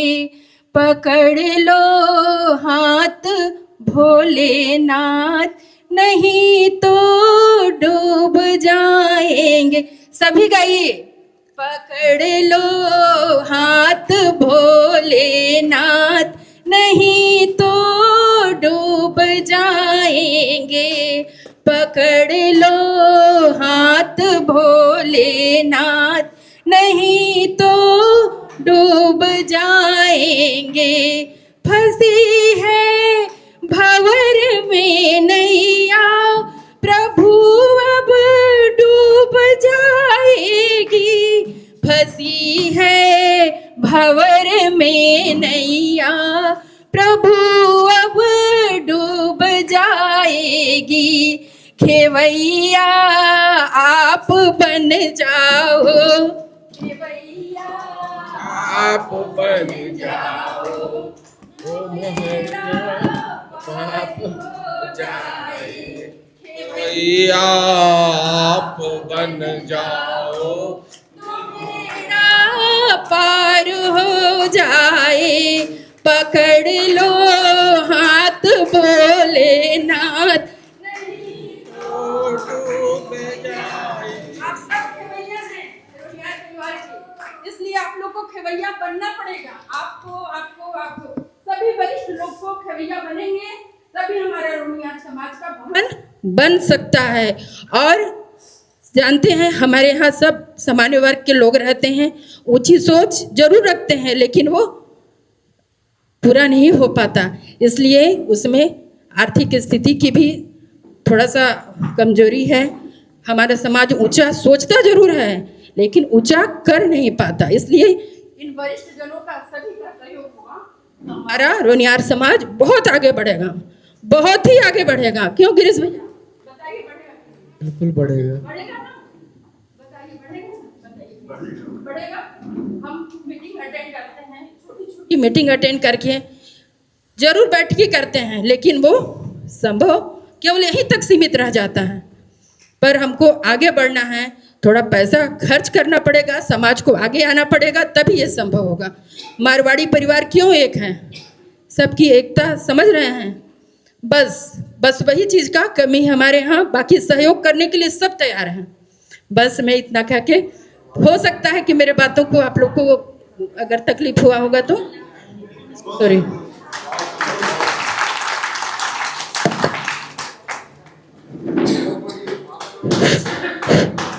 बहुत अच्छा स्वाति दीदी है ना, हमारे बीच में भजन के साथ हमारे समाज को विकास के लिए कड़ी में जोड़ने के प्रयास, सुंदर से भजन गाई है कि नहीं। इसके लिए से हम रोनियार समाज की ओर से उनको हार्दिक स्वागत करते हैं, अभिनंदन करते हैं। इसके बाद में उद्बोधन के कड़ी में चूँकि अभी धर्मशाला निर्माण लक्ष्मीपुर इस टाइप से चल रहा है, इसकी सारी दायित्व कलेक्टर के ऊपर निर्भर है। कलेक्टर के द्वारा अनुमोदित होना है और हमारे कलेक्टर परिसर के वरिष्ठ अधिकारी के रूप में हमारे बीच हमारे समाज के ही श्री गिरीश गुप्ता यहाँ उपस्थित हैं। हमारे भूमि आवंटन एवं इस तथ्य में क्या वो सुझाव अपना सहयोग दे सकते हैं, मैं श्री गिरीश गुप्ता जी को आमंत्रित करूंगा कि वे आएँ और 2 शब्द बताएं। धन्यवाद दामाद बाबू। आदरणीय प्रांताध्यक्ष अशोक गुप्ता जी, जीजा जी मेरे अचंबित गुप्ता जी और मामा जी DK Gupta, Dev Kumar Gupta sir, Rajesh sir, Vicky जी, गोपाल, विकास, मैं सबका नाम तो नहीं जान पा रहा हूँ, और नारी शक्तिगण। पहले भी जब विभिन्न समाज को भूमि आवंटन किया जा रहा था, है ना, तो मैं समाज के एक नाम नहीं लूँगा, वरिष्ठ सदस्य को मैं बोला था कि अभी सभी समाज को भूमि आवंटित किया जा रहा है, आप लोग आवेदन दे दीजिए। पता नहीं उस समय आवेदन नहीं मिल सका, मेरे ख्याल से 15-20 समाज को एक साथ भूमि आवंटन सरगुजा जिले में किया गया था, और ठीक उसी समय याद दिलाया था, तो उस समय ज़्यादा सक्रिय थे उन लोग में से किसी एक को, लेकिन पता नहीं आवेदन शायद नहीं पहुंच पाया समय पे, जब कांग्रेस का गवर्नमेंट था शायद। और अभी वर्तमान में भी जैसा आदरणीय अशोक गुप्ता जी बताया कि माननीय मुख्यमंत्री महोदय कलेक्टर साहब को बोले हैं, तो इसमें कहीं कोई दिक्कत नहीं है, लेकिन अब वो भू भाटक वाला बात आ गया है। पहले संभवतः निःशुल्क था, अब कुछ राशि जमा करना पड़ेगा, 10% जो भी हो, है ना। यदि आवेदन 9 तारीख को आप भेज दिए हैं, जमा करा दिए हैं, तो पावती मेरे को व्हाट्सएप यदि संभव तो कर दिए, तो कल ही मैं लाइन अप करूँगा एक बार तहसीलदार और एसडीएम साहब से। कल टीएल मीटिंग होता है मंडे को, कल ही मैं बात करके और यथासंभव जो मेरे से मदद हो पाएगा भूमि आवंटन संबंधित वो मैं कराऊंगा भीड़ के, ठीक है। और दूसरा बात, समाज में जितना हम एक रहेंगे, एकता रहेगा, संगठन में बहुत शक्ति होता है, तो निश्चित पर जैसे स्वाति मैम बोली कि हमारा भवन बनेगा, निश्चित तौर पे बनेगा भवन, और उसके लिए हम सबको आगे आना होगा। और जैसे अग्रवाल समाज या विभिन्न प्रकार के समाज हैं, प्रायः सभी का भवन अंबिकापुर में बन गया, सरगुजा जिला मुख्यालय में, ब्लॉक मुख्यालय में, लेकिन रौनियार समाज वाला भवन एक वहाँ किरकिला में मैं देखा था, और उसके अलावा तो सब जगह होता है बात, लेकिन बन नहीं पाता है ना। हो सकता है और किसी ब्लॉक में हो, नहीं मालूम मेरे को। तो अंबिकापुर में इतने सक्रिय लोग हैं, सभी उत्साही लोग हैं, तो निश्चित तौर पे अंबिकापुर में भी भूमि आवंटन के उपरांत हमारा रौनियार भवन भी बन सकता है। विकास जी को तो मैं लगातार देखता हूँ, समाज के प्रति काफ़ी प्रयास पहले भी किए थे, और अभी तो बहुत सक्रिय लोग हमारे साथ हैं, और भाजपा गवर्नमेंट है, अशोक जी साथ में हैं, तो निश्चित तौर पे भूमि आवंटन और जो भवन निर्माण है वह कार्य संभव हो पाएगा। और मैं चूँकि बहुत ज़्यादा नहीं जुड़ा हूँ समाज से, पिताजी बतौली में थे, वो जुड़े हुए थे, बहुत ज़्यादा इन्वॉल्वमेंट था, तो प्रयास करूँगा मैं भी समय समय पर जो मेरे पास समय रहेगा, जो भी सहयोग बन पड़ेगा वो मैं करूँगा। और पिकनिक की बात आदरणीय समाज के सभी वरिष्ठ जन बोले, निश्चित तौर पे जब समाज के लोग एक जगह जुटते हैं तो समाज हित में, है ना, समाज की उन्नति के लिए, विकास के लिए बात होती है, और एक दूसरे जुड़ने का अवसर भी मिलता है। कई लोगों से मैं स्वतः परिचित नहीं हूँ यहाँ पे, लेकिन जब एक दूसरे कई बार आएंगे तो एक दूसरे से परिचय बनेगा, क्योंकि सब हम एक ही परिवार के हैं, सभी एक ही गोत्र हैं, आप सभी को मालूम है ना, तो एक दूसरे से जुड़ाव होगा। तो मैं सबसे आग्रह करूँगा, जब भी समाज की कोई बैठक हो या कोई गेट टुगेदर कार्यक्रम हो, उसमें सभी जुड़ें, और हमारे बच्चे भी देख के अनुकरण करेंगे। जब जैसा समाज के वरिष्ठ लोग या माता पिता या बड़े लोग करते हैं, निश्चित तौर पे आने वाले जो पीढ़ी है वो भी उससे जुड़ते हैं और उसका अनुकरण करके अपने जीवन में आत्मसात करते हैं। तो मैं आज पहली बार बैठक में आया हूँ, और एक बार जो रक्तदान शिविर 1-2 बार हुआ था उसमें आया था, और मेरे को यहाँ पे याद हर रविवार को वशिष्ठ जी और बाकी लोग करते हैं। इसके लिए मैं हृदय से धन्यवाद ज्ञापित करते हुए समाज के हित सदैव सर्वोपरि रहे, इन्हीं कामनाओं के साथ अपनी बात समाप्त करता हूँ। धन्यवाद। आपके मैं व्हाट्सएप कर दिया हूँ पावती सही है। उसमें हमारा नक्शा खसरा भी लगा हुआ है और माननीय मुख्यमंत्री जी द्वारा जो हमें कॉपी भेजे थे वहाँ से रायपुर से, वो भी कॉपी हमने लगा दिया है और कलेक्टर साहब के नाम संबोधन में दे दिया हूँ और मुख्यमंत्री जी का भी था वो भी दे दिया हूँ दोनों। तो जो बाबू बताया कि कलेक्टर साहब हमको दे दिए हैं, फिर भी आप दे दीजिए मुझे, तो मैं परम आदरणीय श्री हमारे चाचा श्री गिरीश गुप्ता जी ने बहुत अच्छी बात बताई कि मैं प्रशासनिक की ओर से धर्मशाला निर्माण के लिए तन मन धन से सहयोग करूंगा। इसके हम सब रौनियार समाज के समाजवासी इनका हार्दिक स्वागत करते हैं, अभिनंदन करते हैं। इसके बाद में एक भजन स्वरूप हमारे बीच में उपस्थित हैं ज्योति गुप्ता, मेरे रिश्ते में मेरे साली लगती हैं, एक भजन स्वरूप गाएंगे गाना। इसके बाद में लगभग समापन की कड़ी है ज्योति गुप्ता। सबसे पहले आप सभी बड़ों को मेरा प्रणाम। मैं सबसे छोटी हूँ यहाँ और मैं ये गाना अपने मम्मी पापा और सभी पेरेंट्स को डेडिकेट करती हूँ।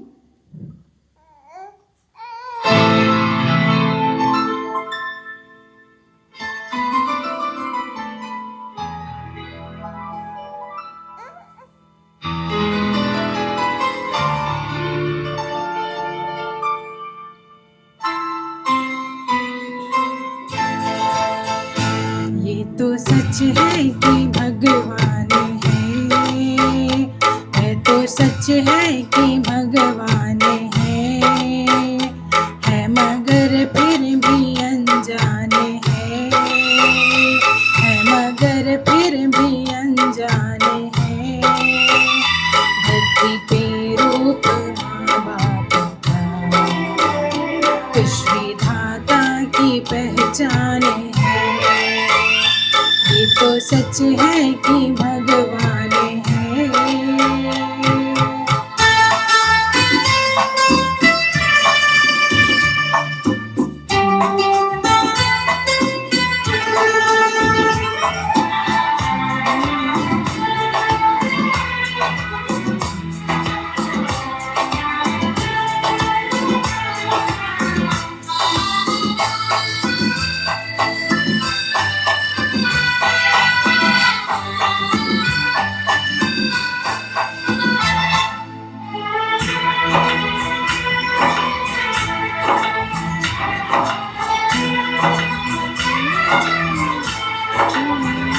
जन्मदाता है जो नाम जिनसे मिला, भाग कर जिनकी उंगली है बचपन चला।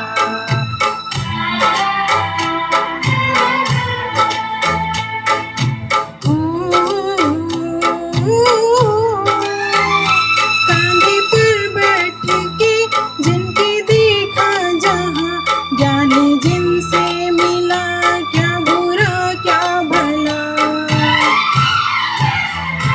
इतने उपकार है क्या कहें, ये बताना ना आसान है।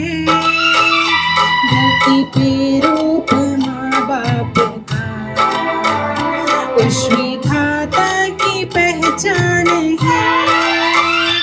ये तो सच है कि भगवान है।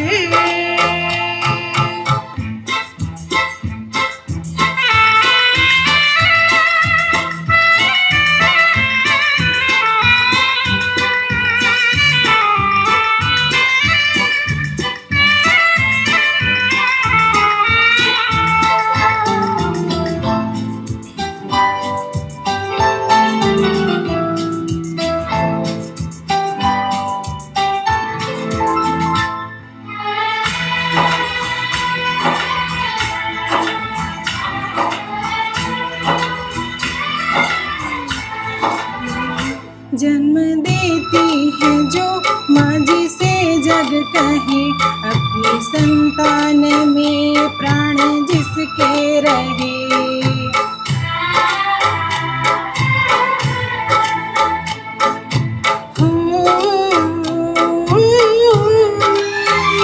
लोरियों होठों पे सपने बुनती नजर, नींद जो वार दे हंस के हर दुख सहे। ममता के रूप में है प्रभु, आपसे पाया वरदान है, धरती पे रूप माँ बाप का, विश्व धाता की पहचान है। ये तो सच है कि भगवान है।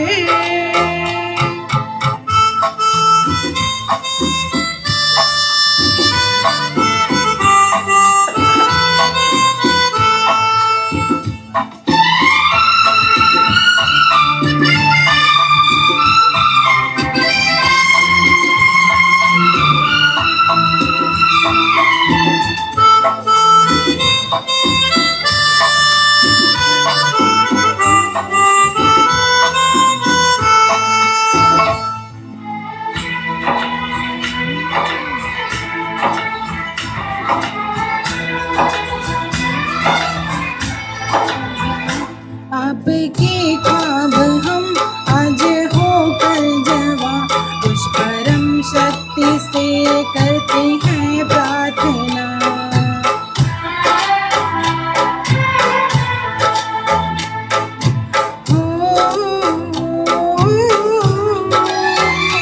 इनकी छाया रहे रहती दुनिया तलक, एक पल रह सके हम न जिनके बिना। आप दोनों सलामत रहें, सबके दिल में ये अरमान है, धरती पे रूप माँ बाप का, विश्व धाता की पहचान है। ये तो सच है कि भगवान है मगर फिर भी अनजान है, धरती पे रूप माँ बाप का, विश्व धाता की पहचान है। Thank you.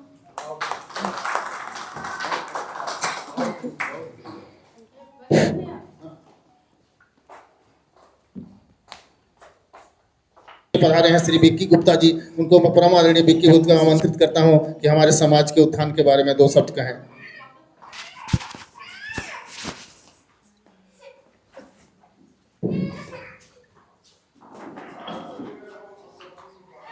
सभी उपस्थित रोनियार के गणमान्य लोग, हमारे रोनियार सभा के प्रांताध्यक्ष माननीय अशोक भैया जी, डीके भैया जी, राजेश भैया जी, मेरे भाई आईपी गुप्ता जी, गिरीश गुप्ता जी, अरुण गुप्ता जी और सारे हमारे यहाँ उपस्थित हैं, सभी को मैं हृदय से प्रणाम करता हूँ।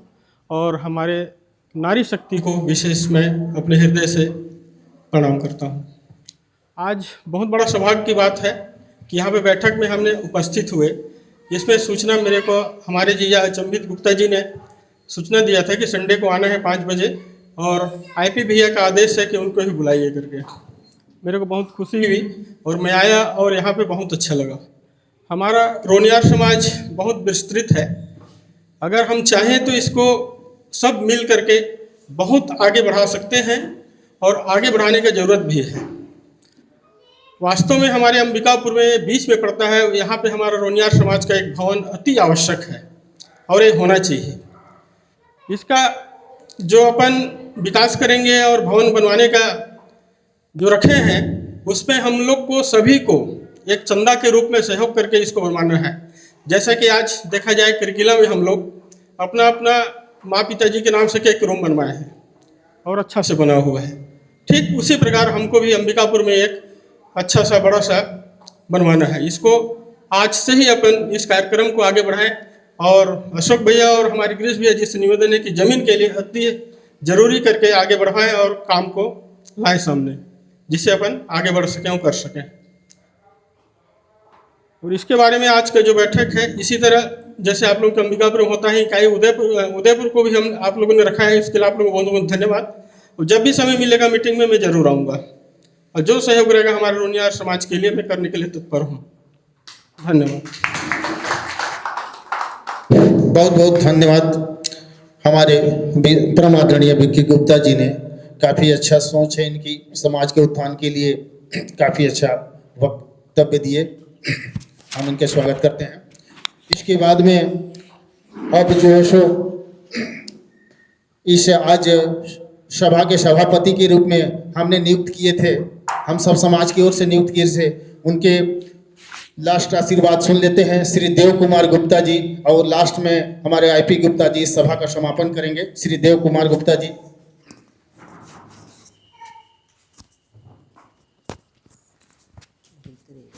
अति सम्माननीय रोनियार समाज के सदस्यगण, मातृशक्तिगण, सभी को मैं प्रणाम करता हूं। और मैं सामाजिक मीटिंग में, मैं क्षमा चाहता हूं, सामाजिक मीटिंग में बहुत दिनों बाद आया हूं और अपने समझे जो है इनका इसमें योगदान रहा है। ऐसे में पहले ये स्वर्गीय जगन्नाथ जी जब थे अध्यक्ष, उस समय मैं उपस्थित होता था और कार्यक्रम भाग लेता था, पेपर में पढ़ते रहता हूँ। बहुत अच्छा कार्य कर रहे हैं रोनियार समाज हमारा, और सामाजिक गतिविधि के लिए जो सुधार करना चाहिए उसमें अच्छे से प्रयास किया जा रहा है। हम भी जो है अब जुड़ चुके हैं, तो जितना हो सकता है मैं अपना जो है क्षमता के अनुसार कार्य करते रहूँगा। और मैं यही कहना चाह रहा हूँ कि जो रोनियार भवन के लिए जमीन का है, गिरीश बाबू जो है बहुत अच्छा सुझाव दे कि इनका पूरा सहयोग रहेगा, और यदि इसको किया जाता है तो अच्छा रहेगा। एक है तो बहुत बड़ा कार्य, मेरा जहाँ तक विचार में था कि ओबीसी का जो आरक्षण है उसके लिए लिमिटेशन सरकार के द्वारा बहुत कम पैसा है, क्रीमी लेयर और नॉन क्रीमी लेयर में 10% हाँ 10% उसमें भूफाटक जमा करना पड़ेगा जो वैल्यू आएगा। नहीं, जमीन का बात नहीं कर रहा हूँ मैं, वो क्रीमी लेयर और नॉन क्रीमी लेयर जो ओबीसी में जो है, हाँ है बहुत बड़ा काम, वो तो सेंट्रल गवर्नमेंट का काम है। तो ये संगठन के माध्यम से यदि इसमें कुछ कार्य किया जा सकता है, वो ओबीसी के अध्यक्ष जो राष्ट्रीय स्तर पर होंगे, राज्य स्तर पर होंगे, इस जो लिमिटेशन की जो है 8 लाख रुपए है लिमिटेशन, तब उसको जो है ओबीसी का आरक्षण का लाभ मिलेगा। तो हमारे जो बच्चे हैं, जो बच्चे हैं उनके लिए भी कुछ ध्यान देना चाहिए, और यदि कर सकते हो तो करना चाहिए। राष्ट्रीय स्तर पर राज्य से ही अनेक राज्यों से जुड़ा जा सकता है, और राष्ट्रीय स्तर पर इसका प्रयास करना चाहिए कि लिमिटेशन को कम से कम गवर्नमेंट 20 लाख करे, क्योंकि 8 लाख कोई पैसा थोड़े होता है आज। तो इस पर भी ध्यान देना चाहिए। और समाज के बहुत लोग जो है ये जो सुझाव दिए पिकनिक के लिए, चाहे रोनियार के जो बच्चे अच्छे पढ़ने में हैं, चाहे खेल कूद में हैं, उनके लिए सांस्कृतिक कार्यक्रम के माध्यम से उनको पुरस्कृत करना, ये सब भी काम करना चाहिए, जिससे लोगों को आपस में जुड़ने का अच्छा मौका मिलेगा, और प्रयास करते रहना चाहिए। मैं भी कोशिश करूंगा अपने स्तर पर कि मैं अब अपने समधी जी के माध्यम से बहुत दिनों के बाद जुड़ चुका हूं। ऐसे तो मैं जुड़ा ही हूं, सबको लगभग लोगों को जानता ही हूं। अपने स्तर पर जो हो सकता है मैं भी अपनी सेवाएं दूंगा। मैं सेवानिवृत्त हो चुका हूं शिक्षक के पद पर इसी वर्ष जो है, तो जो समय मिलेगा मैं उसको दूंगा।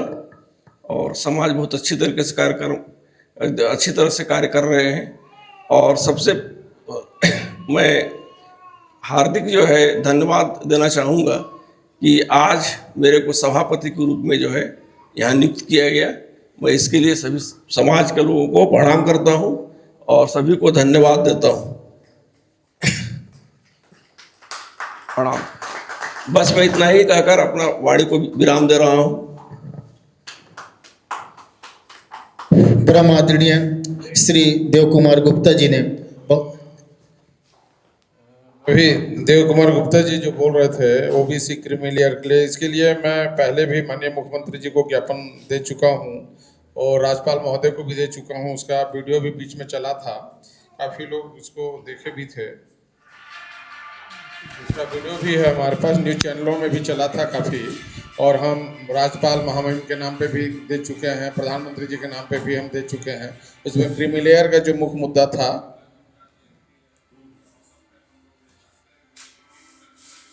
भीषण प्रयास किया।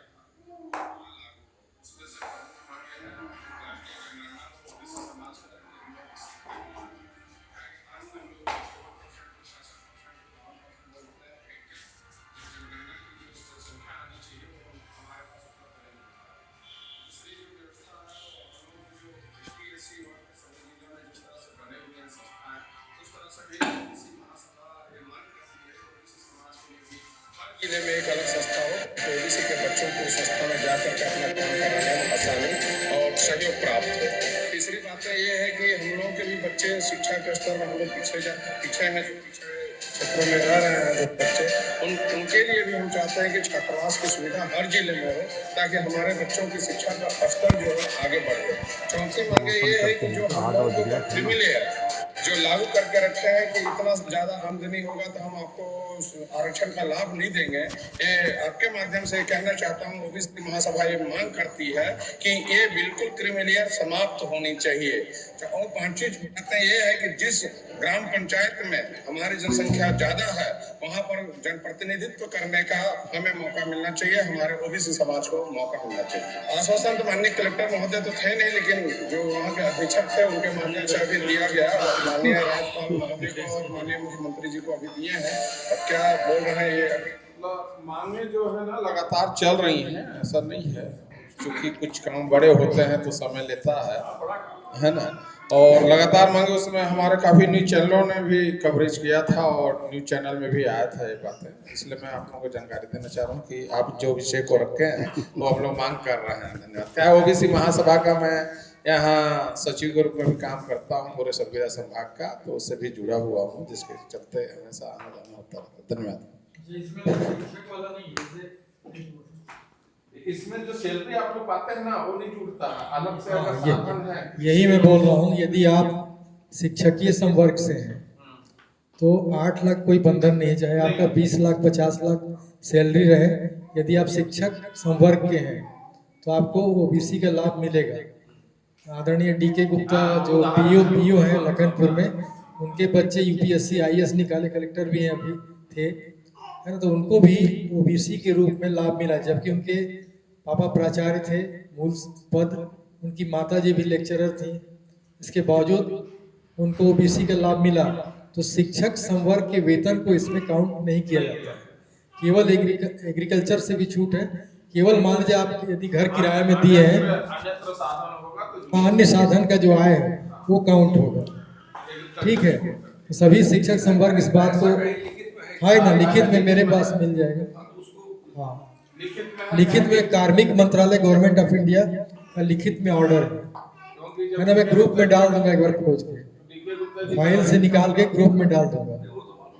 ठीक है, चलिए धन्यवाद। डीके गुप्ता जी के लड़के का जब हुआ था ना तो उनके पीछे काफी लोग पड़े हुए कि ये कैसे क्लियर का लाभ ले लिया आरक्षण का, तो उन्होंने पूरा डॉक्यूमेंट्स निकाले, क्योंकि हमारे व्यक्तिगत अच्छे संबंध है। तो एक चीज की जानकारी हमको देते थे, क्योंकि मैं उसमें गृह मंत्री जी का पीए भी था और जिस समय 2016 में श्री राहुल का हुआ है, तो एक चीज जानकारी देते थे, हम लोग बोलते थे कहीं कोई बात आएगा तो बता दीजिए, इसलिए मुझे जानकारी। और उसी का बात हम लोग क्रीमी लेयर में रखे भी कि बाकी लोग SC ST लोगों को जिस तरह से प्रूवमेंट छूट है हम लोग को छूट दिया जाए, और जिस तरह से उनके हॉस्टल बने हुए हैं SC ST का, तो हम लोगों को भी जिले में एक हॉस्टल बनाया जाए जो ओबीसी वर्ग के लोग बच्चे वहाँ पढ़े, लाभ में हम लोग भी पिछड़े हुए हैं, हम लोग की भी आर्थिक स्थिति कमजोर है। तो मीडिया वाले ने काफी कवरेज भी किया था और काफी न्यूज चैनल में आया भी था। सब आपने तो बहुत अच्छा है। चलिए अकेले आए कि अकेले आए? हम दोनों जन को आना चाहिए।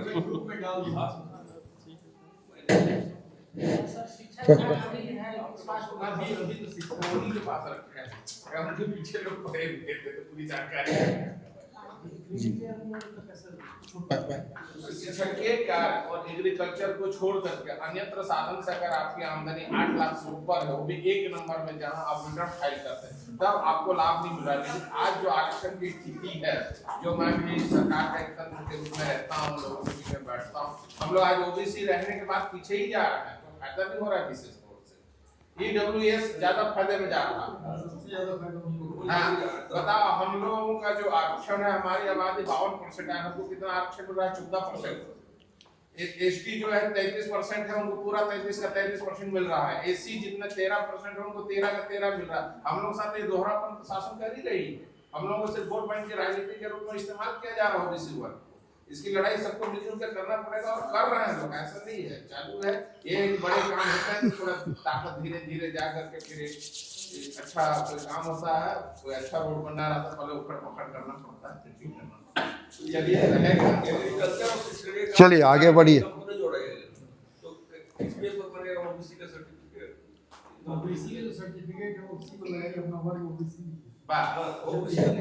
इनकम सर्टिफिकेट परीक्षा हो गया, इनकम सर्टिफिकेट मान लीजिए आप सैलरी से बनवा दीजिए ना, और आप इस आदेश को लगाएंगे तो काउंट नहीं होगा। नहीं होगा, वो आदेश आपके पास है? हाँ है, मेरे पास है, सबके पास होगा। ओबीसी में है, आप इनके पास भी होगा। गवर्नमेंट ऑफ इंडिया ओबीसी मंत्रालय से जब कलेक्ट्रेट में बैठक लेने आते हैं वो भी बताते हैं। यहाँ पर जानकारी रखना होना, बहुत सारे डॉक्यूमेंट्स आदरणीय हमारे डीके गुप्ता जी उपलब्ध करा करके जो स्थिति थी उस समय बड़ा विषम था, तो उन्होंने पूरे डॉक्यूमेंट्स इकट्ठा किए भारत सरकार के क्या क्या है। चलिए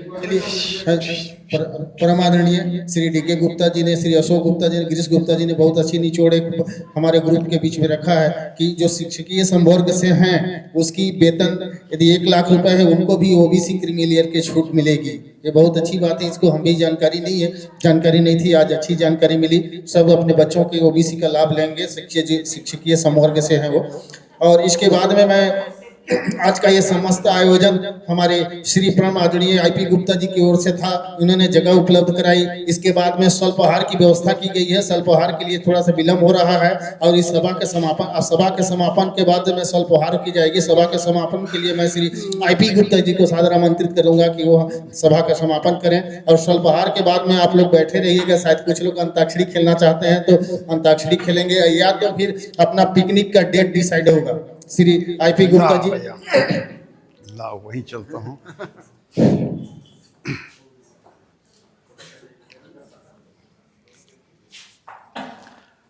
सम्माननीय मंच और सभी श्रोतागण, आप सबका मैं हार्दिक स्वागत मेरे ही मकान में आज कर रहा हूँ।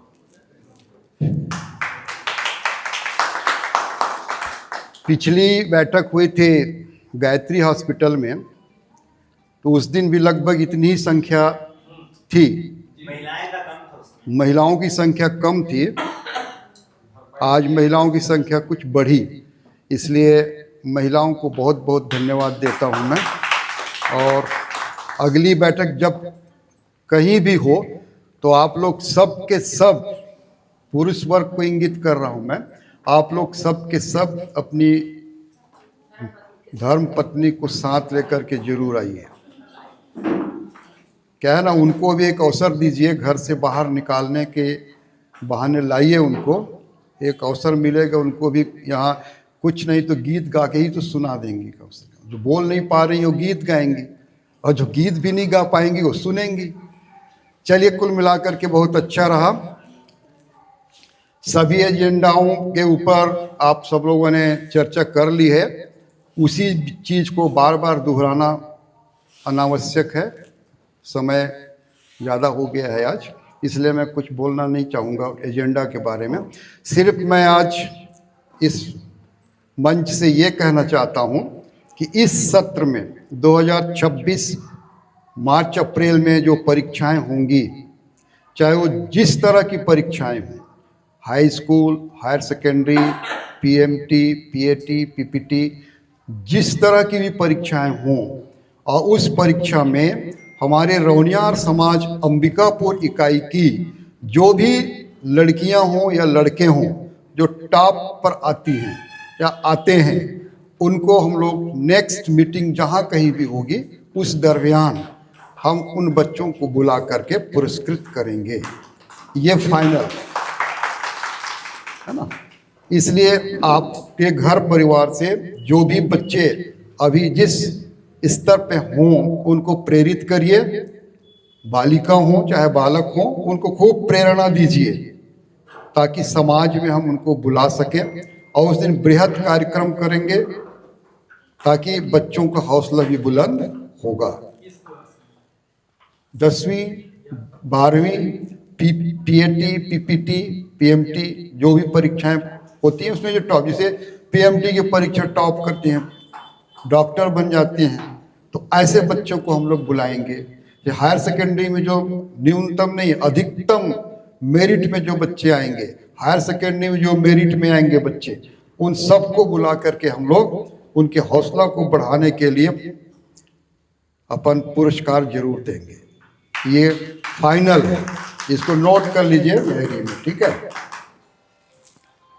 अब क्या है, देखिए समाज को दो गुट में जो बंटने की बात आप सब लोगों ने कहा, अब बटा है कि नहीं बटा है ये तो हम लोग यहाँ बैठे ये लोग नहीं जानते, लेकिन आप लोग कहते हैं तो मैं सुन रहा हूँ। मैं यतीन्द्र से भी बात किया, कल करीब 15-20 मिनट तक बात हुई यतीन्द्र गुप्ता से। Yatindra Gupta out of station है, वो भी जगदलपुर में है। वो बोले कि अगर मैं अंबिकापुर में होता तो आज की मीटिंग में अटेंड जरूर रहता। क्षमा मांगे वो कि मैं नहीं आ पाऊंगा, इतना दूर हूँ, इसलिए मैं नहीं सम्मिलित हो पाऊंगा। दूसरा हमारा जो है गणपत गुप्ता जी वकील साहब, उनसे भी मेरी बातचीत हुई थी, तो उन्होंने भी कहा कि आप बुलाएंगे तो मैं जरूर आऊँगा। लेकिन आज वो चले गए हैं किलकिला, वहाँ जो किलकिला मंदिर में जो भी चंदा दिए हैं, ऐसे सभी लोगों को आहूत किए हैं कि आप लोग जो भी चंदा दिए हैं यहाँ आइए, और एक उन लोगों की कोई संगोष्ठी होनी थी उसमें वो शामिल होने चले गए। श्याम गुप्ता भी मैन पार्ट चले गए हैं, बैंक पहुंच रहे हैं। वो भी बोले कि मैं अपने स्टाफ के साथ जो है ना बैंक कर्मियों के साथ मैन पार्ट चला गया हूँ, वो भी चले गए हैं। लोचन गुप्ता जी हमारे हैं, वो भी धान की जो है ना वो टोकन कट चुका है, बोले आज मेरे को बुढ़ई केला जाना है। इस तरह से कोई ना कोई कहीं ना कहीं किसी न किसी प्रकार के काम में उलझे हुए हैं। मैं प्रयास ये कर रहा हूँ कि जो हम सब लोगों के बीच में एक भाव बना हुआ है कि दो गुटों में बटे हैं, हम बटे नहीं हैं, ये मनभेद है, मन का भेद बना लिए हैं। इसी को हम मतभेद भी कहें या मनभेद कहें, अब आप लोग समझिए। मेरे ही इस घर में नीचे पार्किंग पॉइंट में जब बैठे थे तो समाज के बहुत बड़े बड़े वरिष्ठ लोग बैठे हुए थे, और वहाँ जो बैठे हुए थे उनमें से सिर्फ मैं और अशोक गुप्ता, दो ही, अचंभित गुप्ता जी, 3 ही हम लोग हैं, और करीब 25 लोग नहीं हैं। वो 25 में हम लोग 3 हैं, 22 जो है ना नहीं है, लेकिन वो अंबिकापुर इकाई के नहीं थे, वो पूरा जिला के थे। तो सारे लोगों को जब मैं अपने घर में बैठा करके और सबको मान के चलिए कि एक सूत्र में बांध लिया और सब एक हो गए और एकता के रास्ते पे चलने को तैयार हो गए और चले भी। लेकिन आगे चलते चलते जो है ना बहुत दूर तक निकल गए, और जब मंजिल को जब छूने को था तो हमारा जो एकता का पुल था ना वो ढह गया और सब वहीं पर गिर पड़े। कुछ गिर पड़े तो कुछ नदी से निकल के बाहर निकल गए, कुछ डूब गए। जो डूब गए वो बह गए और जो निकल गए वो पड़े हुए। ये स्थिति हमारे समाज की है। तो आप लोगों को मैं अब बताना चाहूँगा ऐसा कुछ भी नहीं है। मैं फिर से प्रयास कर रहा हूँ, अभी विगत ये 3री बैठक है मेरी जहाँ शामिल हूँ मैं, 3री या 4थी है। कोशिश ये कर रहा हूँ कि सबको एक साथ जोड़ के चलूं, सबको एक साथ बुलाऊं। आज मुझे बहुत उम्मीद किया था मैं कि सभी के सभी लोग आएंगे और आप लोगों के सामने हाथ कंगन तो आरसी क्या कहते हैं, देखिए मैंने 50-60 कुर्सियां लगवा के रखी है। पीछे हलवाई बैठाया हूँ भजिया और चाय के लिए कि हमारे सभी लोग आएंगे तो बढ़िया चाय पियेंगे, भजिया खाएंगे। और 4-5 लोगों से सलाह भी लिया कि क्या करना है, वो मीठा नहीं रखना है, सिर्फ भजिया को चाय, गरम गरम भजिया खाना है और चाय पीना है। तो मैं व्यवस्था उम्दा किया, लेकिन नहीं आए, ये बड़ा दुख का कारण बना। समय किसी के पास कम है, किसी के पास ज़्यादा है, हो सकता है किसी काम में उलझ गए तो नहीं है, लेकिन आप सब लोग आए, मेरे इस कार्यक्रम में शामिल हुए, इसलिए मैं व्यक्तिगत रूप से एक एक का नाम तो नहीं ले पाऊंगा, लेकिन आप सबका मैं हार्दिक आभार प्रकट करता हूं और स्वागत भी करता हूं। फिर कभी जहां कहीं भी इस प्रकार की बैठक आयोजित होगी, मैं उम्मीद करूंगा कि आप लोग सब वहां पर परिवार सहित उपस्थित हों, यही कामना करता हूं मैं। और अंत में ये कहना चाहूँगा, समय ज़्यादा हो गया है, 8-10 हो गया है, क्योंकि ठंड का समय भी है, इसलिए दूर दूर जाना भी है। आप लोग जितने यहाँ पे बैठे हुए हैं, ये सब लोग मन में ये सोच लीजिए कि हम लोग सब एक हैं। जब कभी हमको कोई बुलाए, आप जरूर पहुंचिए, तभी एकता का स्वरूप दिखेगा। अगर आप बुलाए और नहीं आए ना, तो फिर वो क्या होगा? अगर हम बुलाएं और नहीं आए आप लोग, तो ये माना जाएगा कि भाई विभेद है, मनभेद है। इसलिए मनभेद नहीं रखना चाहिए, सब एक हो जाइए, एक रहिए। एकता में ताकत है, एकता में दम है, एकता में शक्ति है, एकता में विकास है। और रोनियार समाज में अगर एकता आ जाए तो रोनियार समाज बहुत कुछ कर सकता है, बहुत कर चुके हैं।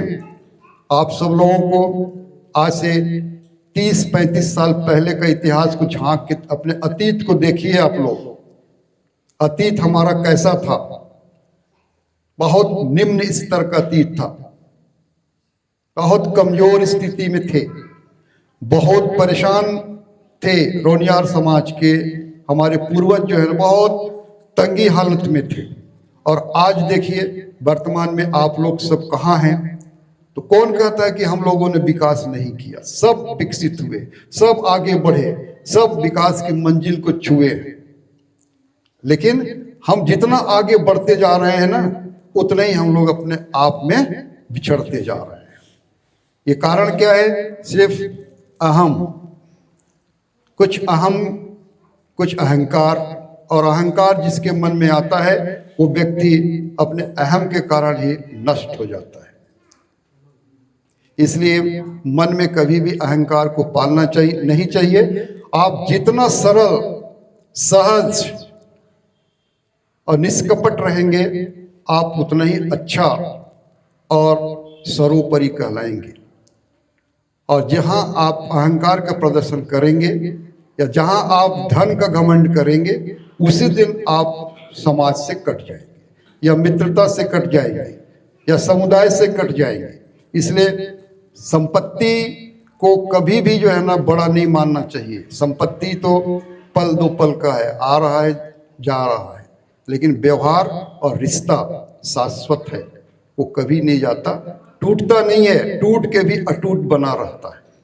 तो आदरणीय मंच में बैठे हुए सभी मेरे गणमान्य, आप सभी लोगों से मेरा आग्रह है कि आप लोग कभी भी अपने से जो छोटे हैं, हमारे समाज के जो छोटे से छोटे लोग हैं, अंत्योदय शासन की एक योजना है। अंत्योदय का अर्थ ही होता है कि समाज के अंतिम छोर में जो व्यक्ति खड़ा है, उसका भी विकास होना चाहिए। तो हमारे समाज का जो अंतिम छोर में जो गरीब, शोषित, पीड़ित हैं, उनका भी हमें सहयोग कर देना चाहिए, तभी हमारा समाज का विकास दिखेगा। और समाज के सारे लोग आज विकसित हैं, शक्तिशाली हैं, ताकतवर हैं, पढ़े लिखा परिवार है, तो क्यों नहीं कर सकते हैं? हम लोग कर सकते हैं। याद करिए, फिर वही 20-25 साल पहले हमारा रोनियार समाज में कोई डॉक्टर शायद ही बच्चा बना हुआ होगा। 25-30 साल पहले कोई डॉक्टर किसी घर परिवार में नहीं था। जब मैं सीतापुर में पढ़ता था तो मात्र एक ही डॉक्टर ID गुप्ता हुआ करते थे, जो सीतापुर में थे। तो मेरे को होता है कि हम ही लोगों का जाति का है वो डॉक्टर, तो बड़ा हम लोग खुश होते कि हम ही लोगों का जात के हैं, तो बड़ा खुश होते थे हम लोग। और आज कितने डॉक्टर होंगे? आज कितने डॉक्टर होंगे रोनियार समाज में? बताइए। यही है विकास की पराकाष्ठा, हम पा चुके हैं। तब फिर क्यों एकता में कमी रखें? एकता में मजबूती लाएं। बाकी आप लोग सब समझदार हैं। आप सबको मैं पुनः हृदय से आभार प्रकट करता हूं। आप सबका मैं आभारी हूं। आप सबके लिए मैं बहुत बहुत धन्यवाद ज्ञापित करता हूं। विशेष रूप से वशिष्ठ गुप्ता जी को मैं बहुत प्रेरणा देता हूं कि आप जो है ना संगठित करिए और सबको बीच बीच में प्रेरित करते रहिए कि जो भी आज नहीं आए हैं ना उनको कल परसों से बोलिए कि मीटिंग में क्यों नहीं, आपको आना चाहिए था। इंगित करिए उनको। हमारे बीच उदयपुर से चल के यहाँ तक आए विक्की गुप्ता जी, उनको विशेष रूप से मैं धन्यवाद ज्ञापित करता हूँ। 40-45 किलोमीटर दूर से चल के यहाँ आए। मैं ही बोला था एपी गुप्ता जी को कि जरूर बुलाइए और मेरे कहने से बुलाए और आए। मैं बहुत बहुत आभारी हूँ आपका। आप सभी का आभारी पुनः प्रकट करता हूँ और सभा को समाप्त करता हूँ और एक निवेदन करता हूँ कि 10 मिनट शालीनता भर बनाए रखिए। मैं उधर नाश्ता की व्यवस्था करा रहा हूँ और धीरे धीरे गरम गरम भजिया आप लोगों को खिलवाता हूँ। Okay, thank you. परमादरणीय श्री आईपी गुप्ता जी ने काफ़ी अच्छा सोच विचार रखे। समाज के उत्थान के लिए इनका उद्बोधन काफ़ी सराहनीय रहा। मैं आपको बताऊं कि श्री परमादरणीय आईपी गुप्ता जी पिछले 3 दिन से लगे हुए थे। आज से पिछले तीसरे दिन विकास गुप्ता जी ने एक यूट्यूब डाला कि यहाँ पे मीटिंग होगी। आज इन्होंने 1 बजे मेरे को फ़ोन किए कि वशिष्ठ यहाँ के आके देखो कि क्या कमी बेसी है। इस टाइप से मैं अरेंजमेंट कर रहा हूँ। पिछले 3 दिन से लगे हुए थे समाज बैठक व्यवस्था बनाने में, स्वल्पाहार बनाने में। हम समाज की ओर से श्री आईपी गुप्ता, परम आदरणीय आईपी गुप्ता का आभारी रहेंगे कि हमारे समाज के लिए इन्होंने बहुत कुछ करने के लिए तत्पर हैं और इनकी हमको आशा अपेक्षा भी रहेगी। इसके बाद में आप लोग सब बैठे रहिएगा और कुछ सामान्य चर्चाएं होगी और इसके बाद में स्वल्पाहार की व्यवस्था होगा, स्वल्पाहार की व्यवस्था होगी कि इसके बाद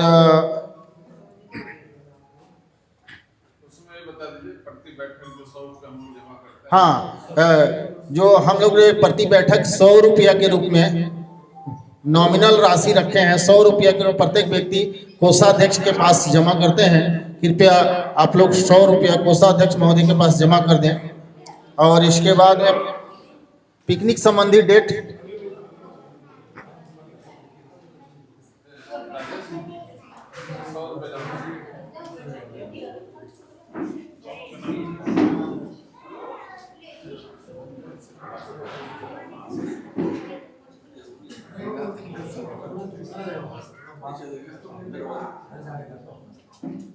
मेरा एक कहना है, स्वाति जी कहाँ चली? हाँ।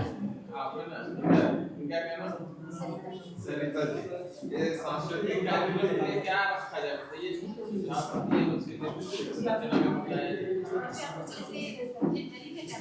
हाँ, देखो क्या फरवरी में ना शादी ब्याह का सीजन चालू हो जाता है। 5 तारीख से और मतलब निर्धारित कीजिए। मान लीजिए जो 5 बजे आ गए।